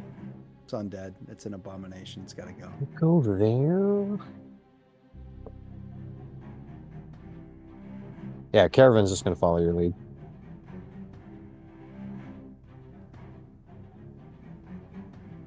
And Glorkus has not gone yet, so they should be flat or off guard to my attacks.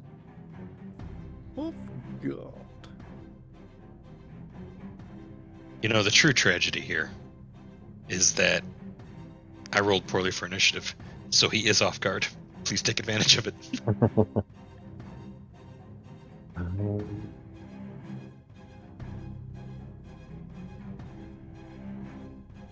Thank you. Yeah, that's probably all of them. I'm left.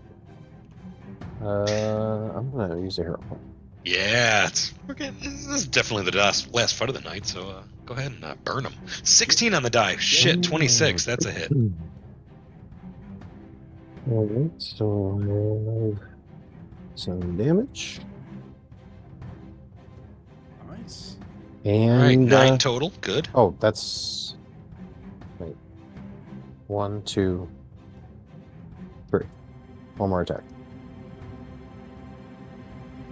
And I'm done.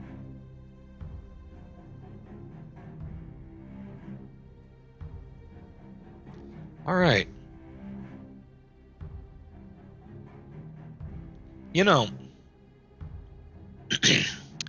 Glorkus has been around for a bit, and he seems to know about. He seemed to have recognized you, or maybe he put it together, but he's a connection to your past. Who's passed? All of you. Yeah, it was the fight with the alchemist factions with the goblins. Oh, okay, okay. I'm thinking it's time to return the favor. So he is actually... He's going to do something that has the manipulate trait. Good. Or he's going to cast a spell and it has somatic gestures. I'm So, gonna drop this attack in his face. yes. Damn it! And I'm gonna hero point that shit. Ah, fuck. I love that you missed so bad. Shit. That's much better. Damage is not great, but it's damage. I can ask you a Alright. question. What level is that spell that he's doing? Second. Second counter spell. Do you have it prepared? Counter spell? It's one of my Counterspell feats. require. It's a feat Yeah, that it's requires you to have the spell he's casting prepared. Now, here's the shitter. It's the same spell you casting the cast, same spell. but he is Oh, noise blast. sound burst. I think they're the same thing. They might be depending on the book. It's blast burst. kind It's sound beam. 10-foot burst, 30-foot range, 2 actions to cast. Yep.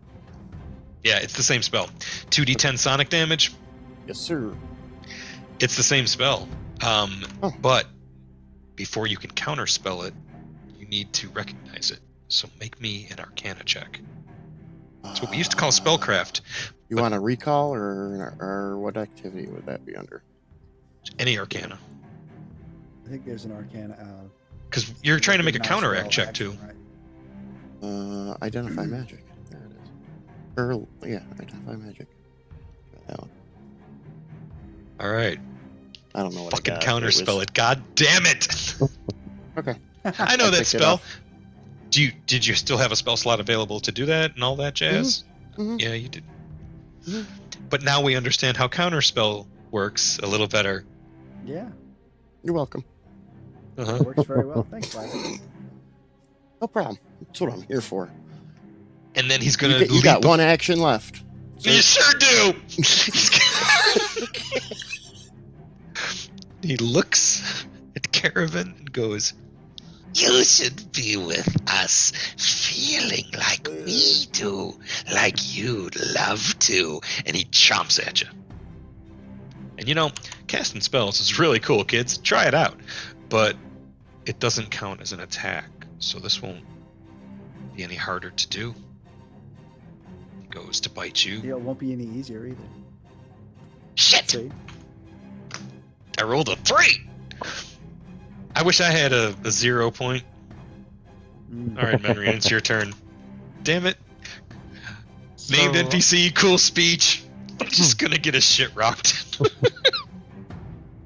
You know, it's just a big old lampshade just waiting to drop right on there. Menrian is going to begin to cast a spell and is going to channel it through his familiar, which is going to like float through the air towards Hector's the closer one, so we'll give it to Hector and deliver runic weapon onto Hector. A touch spell delivered Nice. at range. I like Nice. it. Yeah, I love the reach spell feat. You gotta have that. There we go. 1 minute of runic weapon. Killer. Quite literally, Oh. maybe. Yeah. Let's see, which one do I want? Oh, 60. Move up and do that. Or, yeah, let's do that instead. Let's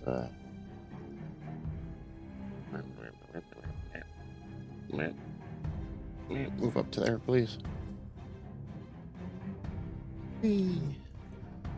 And In comes the big guy. going to drop a ranged spell attack on you. Well, you should pull the off guard off him. Oh. You're right. Still Shit. rolled a No. 19. Yeah, but his armor class is, Higher than 19. if he was off guard, he shouldn't be off guard. So that's Would it actually have going to be a missed? miss. Is the It question? would've just Okay, missed. Well, Yeah, his there's, armor class there's is one of 21. there's one of my hero points. Why Try that again. It's a hero point. Oh, Got and the- it got worse. What? Yeah, that's all I got. Fizzle. Yep. Bzz. Bzz.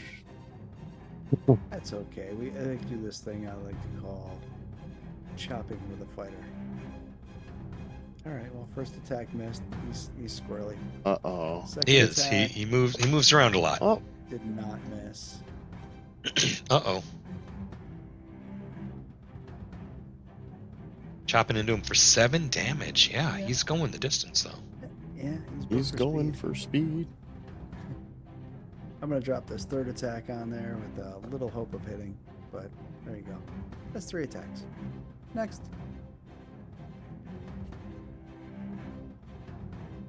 Okay, I'm going to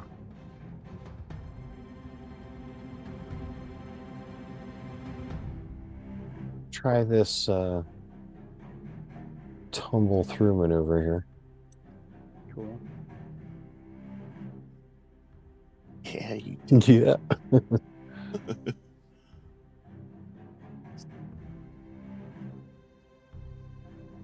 Oh, you know what?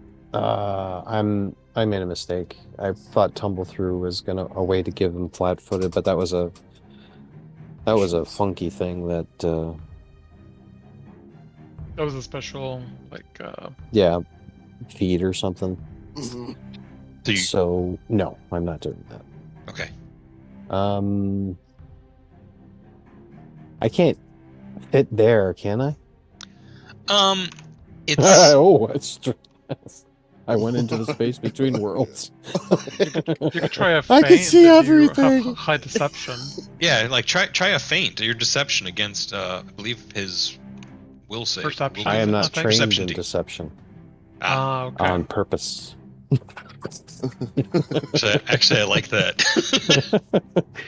No, brutal honesty. You have displayed it all sesh. There was a So few far. times. Yeah. Nice. Nice. Yeah, actually, okay, so I won't get the flanking bonus, but I'll just, roll the hit. Oof. And then I'll saw that. roll the hit again. 20 missed, oh yeah. He's got 21. And then is there if there's any funky things I can do with just one?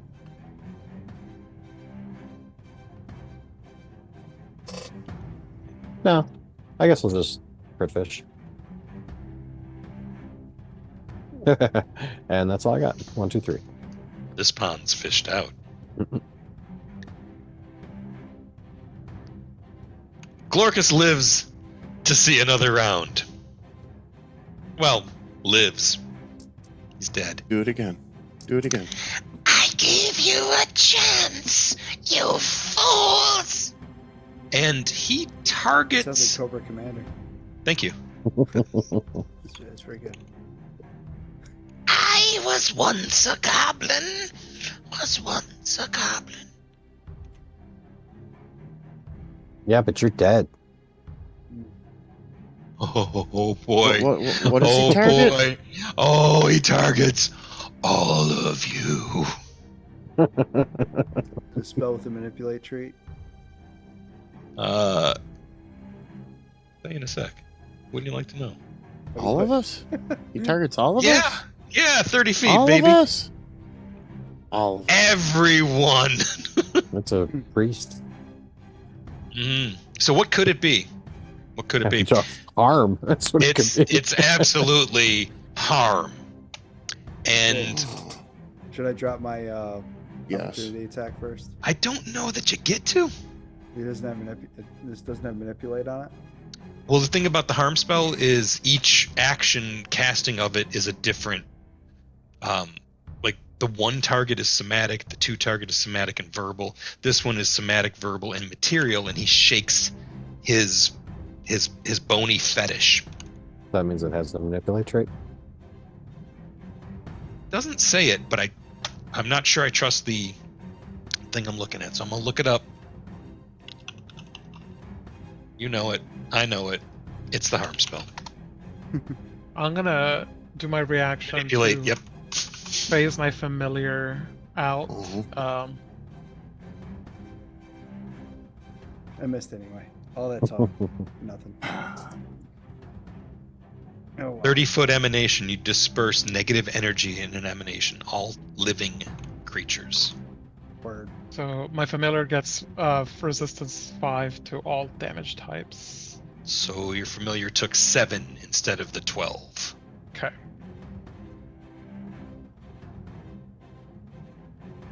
Everybody else took 7 points of damage from a 3-action harm. Best you have, foul abomination.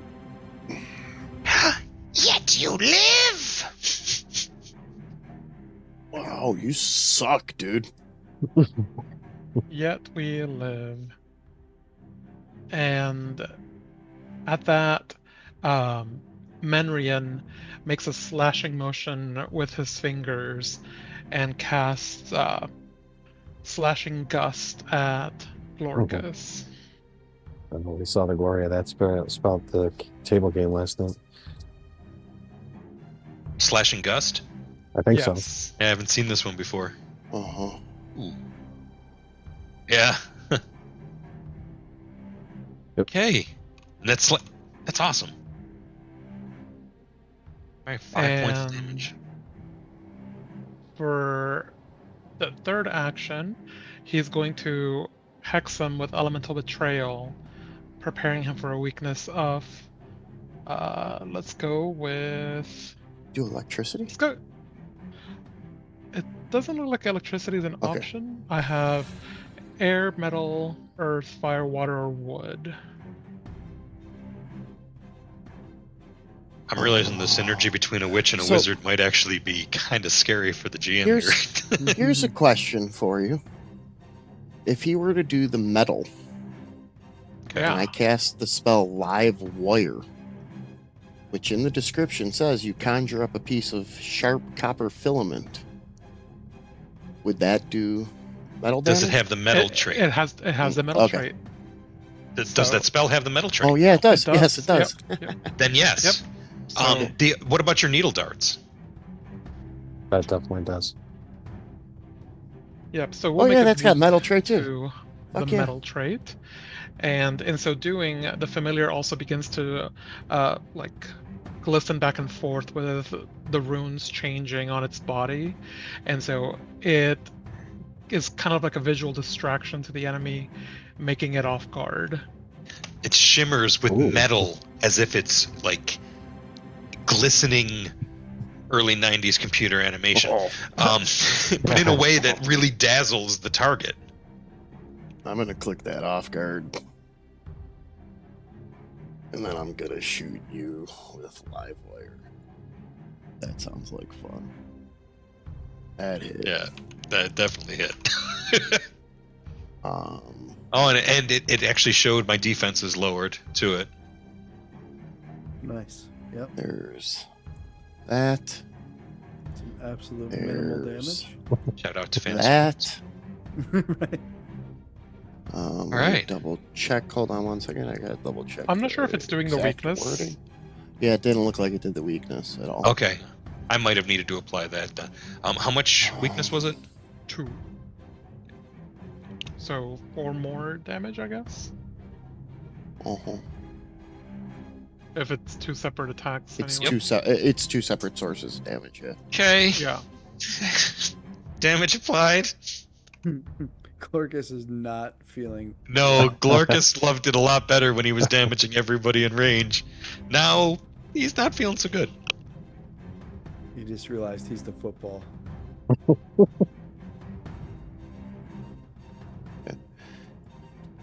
Reach. Okay. right. What do I want to do for my third? I'm not even gonna cast protective wards. You're not even worth it. Fencing the combat tracker.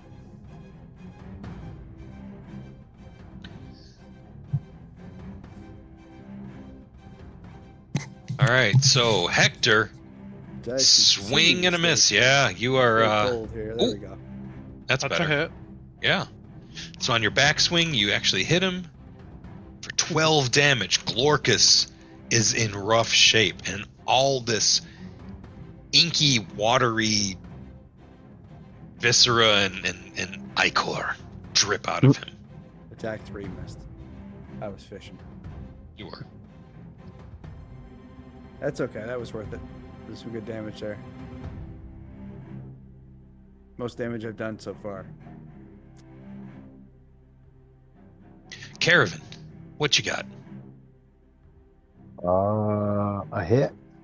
Oh, Glorkus barely recovers from the mighty blows of Hector, only to spin around and get stabbed in the head by Caravan. He grabs the rapier as he slides off of it and goes, Rip Nugget will still. Rip nugget. Rip Nugget. Everyone just chuckles as he dies. Rest in peace, Nugget.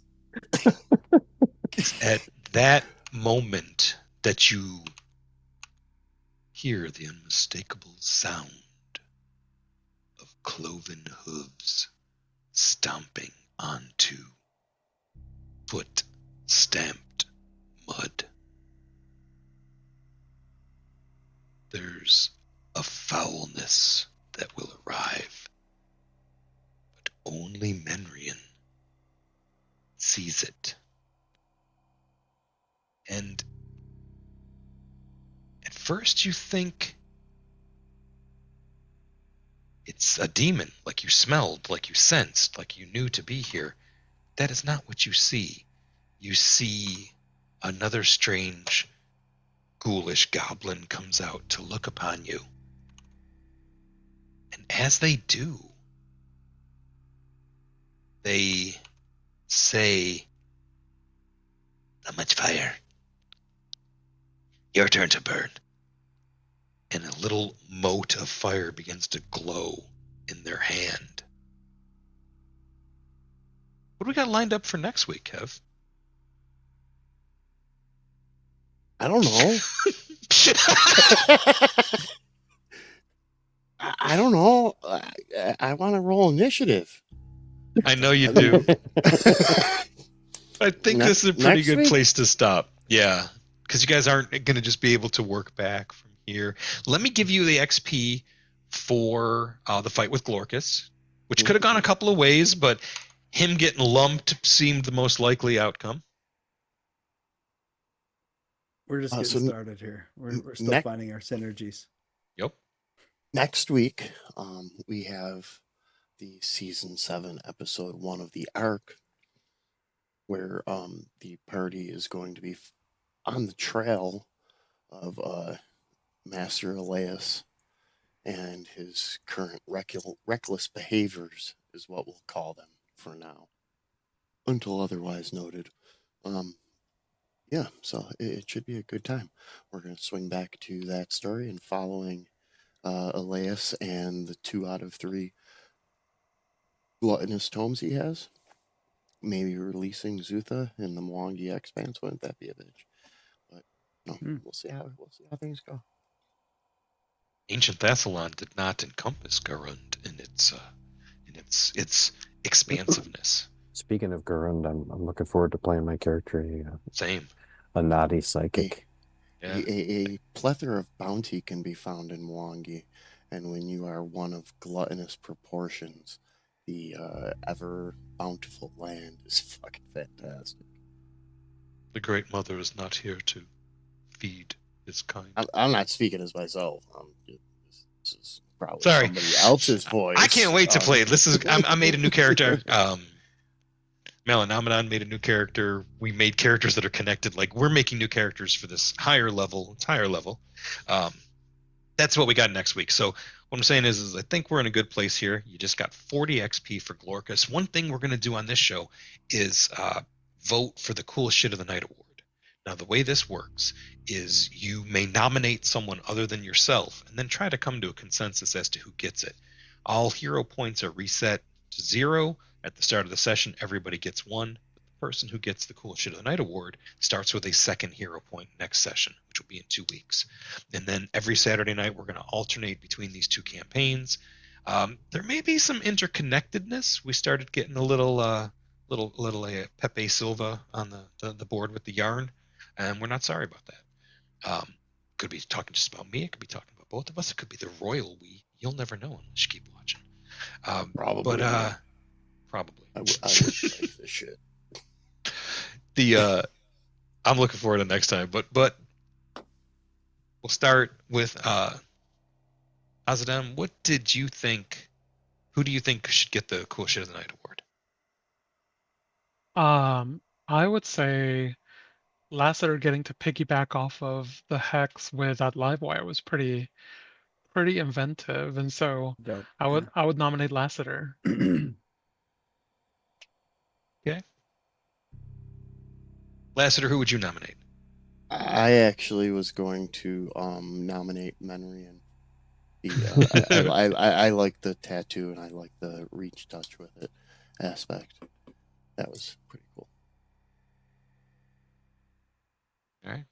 So then, because I did a big circle, I'll pick Hector next. Oh, thank you. Well, I was going to think, pick him too. for two reasons. I'm going to pick Menrian. One, because the tattoo thing is cool. And the other thing is, I don't want him to fail on those debuffs, right? Like, so he needs that extra hero point. Yeah, let's give him that Those are extra hero super point useful. because he's probably about to get punched in the face by something with a really big red eyeball. Yeah, he's like the one whose roles we want to succeed for certain things. Here, let's do a zoom in for everything. Look at that And then eyeball. Caravan, what Look do you at think? Well, when the question initially was asked, I had my answer prepped from the start. So I was going to say, and I'm saying now, Menrian for introducing the elemental what's its nuts combo, and then the with a secondary mention of Lassiter for taking advantage of it. And I think this is a really really good party. Yeah, that Hey. synergy is going to be cool with Yeah. the two of them. Yep. And keep them alive. There's this really cool tab on the party sheet in Fantasy Grounds, and shout out to Fantasy Grounds for this awesome virtual tabletop. We love it. We're really seeing it shine here with Pathfinder, you know. And shout out to Sirenscape for our awesome sounds. But we'll thank everybody at the end here too. The thing that I'm noticing is there's not a lot of gaps. In fact, there's no gaps. Everybody is trained in everything. This is a really solidly built party. The one concern I had, I kept to myself, but I'm going to say now because it wasn't really a concern, and I was pretty sure I was wrong, and I'm glad I was wrong. I thought at first the fact that Menrian, you're an arcane witch, and we have a wizard in the party, and I thought, well, we don't have a dedicated healer, but we don't need one. I've played in parties that don't have one, and it's you can get by without one. But then I thought, well, they're both arcane. I wonder if they'll step on each other's toes. But an arcane witch is much different in how they interact with not the spells, but with the meta magic of the game. Even though it's not called that, it's like the way they interact with spell casting is different, and just magic in general. So I'm starting to see that is going to result in these really cool synergies where you'll be able to lower the resistances. One of you will have the appropriate damage type. I can also see that since you guys have all the appropriate lore skills, you're going to have to make recall knowledge checks in later fights. Right now, you knew you were coming down to face some ghouls. You faced some ghouls. You faced one of their bosses. And oh, look, it's a deeper network of beings than you thought, because that's good adventure writing. Paizo writes great adventures. This campaign is going to rock. I am going to butt in here and say, okay, I'm pretty sure Menrian got the Cool Shit of the Night award. It sounds like 3 out of 4, and probably come to a consensus on that. That's badass, and you'll start with 2 hero points when we play again in 2 weeks on this one. But I think this is gonna be awesome. I had a whole lot of fun. I'm usually nervous as shit on premieres, and I settle out over the course of sessions. This is the 4th show I've done now. 4th series. Some had 2 seasons, some just 1. This one isn't going to have that structure, so I want to just get through the content in the order it's supposed to happen. And we spent a lot of time playing Pathfinder over the past couple of years. We ran through 9 of 10 levels of a mega dungeon. That's worth something. Yes, it ended in a TPK. It led to this, but it wasn't what prompted it. So it was like I took some time off after GMing that one for a while.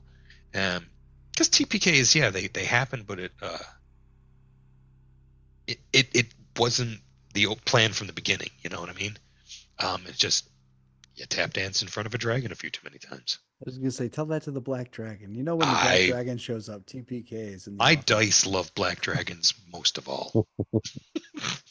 That has been the trend, and it ended well. This campaign is so exciting, and I really look forward to seeing how you guys sort this out. You did great tonight. Y'all really did. Did some Cool. reconstructive paint Thank you. surgery on Sodic. We get a Just to level. let you know. Not yet. Oh, That's well, gonna no. take a little bit. So did you guys? You said reconstructive surgery. Did you? Yeah, and Did I Sodic, level up? yeah. No, I'll do that before we start next time. No, sorry. Oh. Okay. So you're not gonna What have about 10 it, minutes Ida? to do any. I still don't see it, but it's okay. You're not gonna have time to do any battle medicine unless you got battle medicine. Does anybody have that feat? I don't think so. Is this the first party that nobody has it? Yeah, I have no battle medicine. I don't think. Yeah. Technically, it'd be the second because the very first party also didn't have it, and then we're like, oh shit. We should have that. Yeah. Oh, I see. You were That's important. you were lampshading my NPC. That's what No, was. no, I was doing reconstructive surgery just to see what you looked like as a regular goblin before she decided. Oh, you're making them safe in other markets too. Like this. Look, it's not blood. It's just green. People's blood's not green. No. No, just fill it in the bits. Like at, like at the museum where they take like a Filling face and in they the reconstruct bits. it. Yeah. Fill All in right. the bits. So one more thing before we end tonight. Now that we're coming up on the time here, we've been playing for 4 hours. It's been awesome. Yeah. What was your favorite part of tonight, Papa Kev? Favorite part of tonight? Yeah. I'd have to say the multiple deaths per round in the first encounter. Coming it's in pretty guns satisfying. a-blazing. Yeah. Yep. Yeah. It's called Fighter. That was efficient, but the dice were in our favor. I liked Yes, that you they were. softened them up, and then the fighter was able to ka-chop, ka-chop, ka-chop. That's beautiful. The synergies displayed. You guys rolled in there deep and potent. You came heavy, and I like that. With multiple initiative tracks, because that fight it felt really right for. It still didn't give me any kind of major advantage. You know, it could have. It didn't. See what the next fights are like. See what this encounter with Zoduk is like. We'll get better. Yeah, Melanomenon, how about you? Oh, I was pretty much going along with the same thing. I enjoyed the synergy, even just the choices that we all made together, and it just really worked out pretty well. Keeping in mind that the dice were nice to us, but that was good. Yeah, I think we got a really interesting party here, and I like the dynamic that we got started tonight. Yeah. My favorite journey was the friendships I made along the way. They really are the treasure. Yeah. If it was a Shadow Dark, you could spend them for XP. Get back to town and drink your friendships. You don't live long enough to get back to town in Shadow Dark. Are you kidding? It's in the book. I just never seen it happen, man. It's a rarity. Awesome. Azadem, what about you? What was your favorite bit tonight? I think that moment everybody mentioned is great too, but getting to see a caster enemy so quickly was also a really exciting moment. Yeah, I love that encounter set. Like it could go like if he had gotten away, if he'd gotten into that room, if you hadn't killed him when he ran, then Glorkus would have joined the fight and possibly been able to affect a little bit more of a change while there were still a couple of ghouls alive. Didn't happen though. Would have made him feel better for a couple seconds. Would have made the GM feel better for a couple rounds. We still love Oh man, I love you guys. This is so much fun. I had such a good time running this. Not gonna forget my boy Hector, the halfling pappy. Yeah. Daddy Beehive. Honestly, the encounters were fun. The honey fights were daddy. fun. It was cool to see. It was really cool to see what everybody could do. Initially, because up until now I wasn't really sure what everybody could actually do with their characters. Right. Yeah. and I still don't know everything, obviously. So that was cool. But I just kind of like the establishment of the setting, right? Like moving around through town, checking stuff out, talking to people. It's kind of cool. I like the Sandpoint's starting to feel more fleshed out now that we've played it enough times. Like it's starting to feel like a place that It we're shows in. up in a few places. There's connections to several adventure paths. I think Shattered Star features heavily. I know Jade Regent, which uh, is about Amiko Kaijitsu, Amiko, yeah. the the bartender at the Rusty Dragon, or not the Rusty Dragon. Yeah, it is the Rusty Dragon. Um, Skimble wanted to rename it to the Gilded Dragon, but yeah, but yeah, certain tribunals, the Living Tribunal and the Watchers, Watu, all said no, can't do that.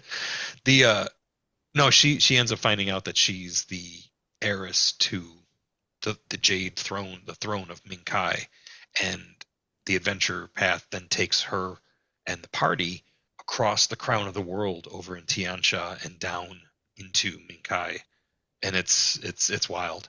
Um, and of course, the return of the Rune Lords. And did you see that they announced later this year we're going to start to see the revenge of the Rune Lords? So there's Yeah, seven that's of them. The exciting. funny thing is, I wonder. Oh, it's going to be crazy if there's a convergent evolution thing happening here with GM Papakev, what he's Mm. writing. I wonder if Zutha is going to show up in the official canon lore. Could bring Man, something. That would be something. it's going to rock either way. Yeah. Sweet. Well, I look forward to What's the time frame between this one and the other campaign? what other campaign? The other one going on in Galorian there with our other characters. Next Saturday. Next Saturday. This is 4724. What year does the 725. return? What year did the Fandango suddenly lose anybody to show up at work? That was current. Are they so closed? That would have Look in the been windows. 725. Okay, so that's in the future. Mhm, mhm. All right, we're catching up. We're catching up. My local game is now in 4716 only because I want to cherry pick stuff from Hell's Rebels. 'Cause it's good shit. Rebels. That's cool. Yeah. And it's a great way to like stitch together some of the lore for the Gazetteer style game that my locals are. I'm glad to be running two Pathfinder campaigns again. I was running a bunch more than 4. It was too many, and this be a good number. And 1982. Week is for me. yeah, thank you everybody. Thank you for engineering this. Thank you all for playing. Thank you for bringing such wonderful, well realized characters. Thank you for putting in the work. It showed, and the remarkable synergy that y'all had in your first combat. It made all of those flashbacks and that narrative structure in the back of the Sandpoint 7 Dooms for Sandpoint's player's guide. There is this. It feels very much like an old school choose your own adventure, in which I read it and I was like, that would work better at a table going around and hashing this out, or like a session 0. Well, I wanted to give them more freedom in their backstories. I wanted to weave shit in, so I used some of it, discarded other bits, wove it in, and it felt like it just fit better. Even the caravan, like some of that, most of it was already in there, and it provided ample hooks to just bring in your backstories. Little bits I changed here and there, but it feels like it's going to be a good fit. And we get to look forward to the colder weather months and the birth of Hector's second child, Hector, and I want to say Alestra, glad- but it's yeah, I just gotta throw it out there that I'm glad you're DM for that and not Kev. Estrella, and not who? And not Kev. Oh yeah, Yeah. yeah. Offended. That's totally, Offended. totally. You're like, Here's the man, funny that, thing. that because if It's- this is Kev's game, all of a sudden that baby's gonna end up in a real bad way, It's gonna be like a gibbering Wow. mother or something. right? Or Yeah, something. It's yeah. gonna crawl out of the womb as a gibbering mother.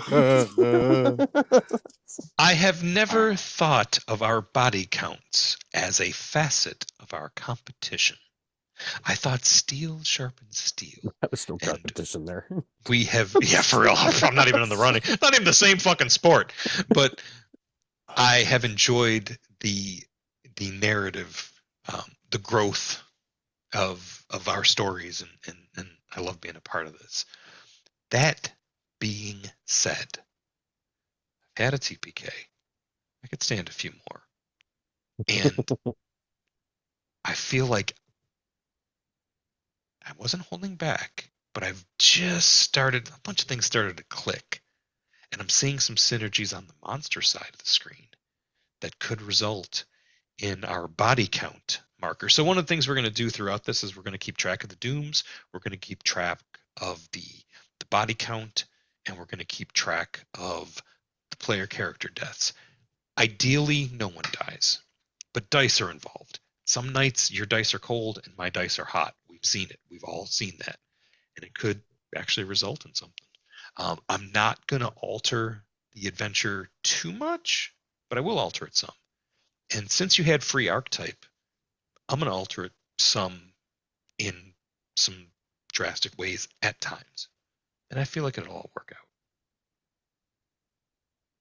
The dice will tell us. Raid what somebody happens. now. That would be fantastic. Let's invade. There's a larger group following, watching Legends of Evantris. Okay. Sci-fi Stick- bounty hunting. Stick around for the raid. Thank you, everybody, for joining us. And we'll see you next week for the kickoff of Season 7 of the Ark. I think we're on Planet 4 and Party 5, Yeah. but I'm not quite sure. Something And I'll like have to that. check Like my that. notes. Yeah, well, the first season was a nosh of so many different characters because the first season was just like over for us. First season was us learning how to stream and play D&D at the same time. Talk to you all soon. Good night. Be excellent to each other. Yeah, we. Point and party under. That was a good fucking show. I don't know if the raid has actually gone off. No, 3. Didn't say anything I We're don't still want here. to say with everybody. Yeah, Yeah. but we had fucking fun. Bye. Yeah, I'm clicking the button that says raid now. click. There we go. They got Yay. 700. Oh,